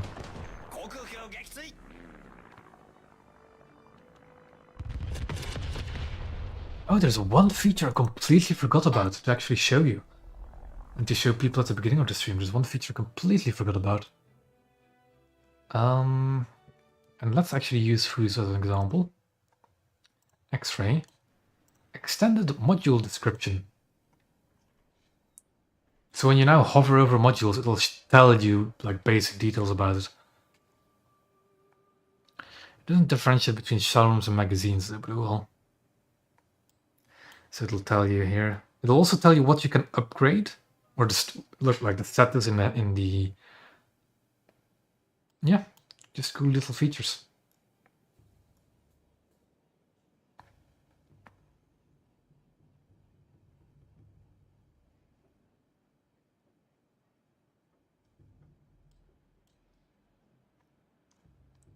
Which is just really neat.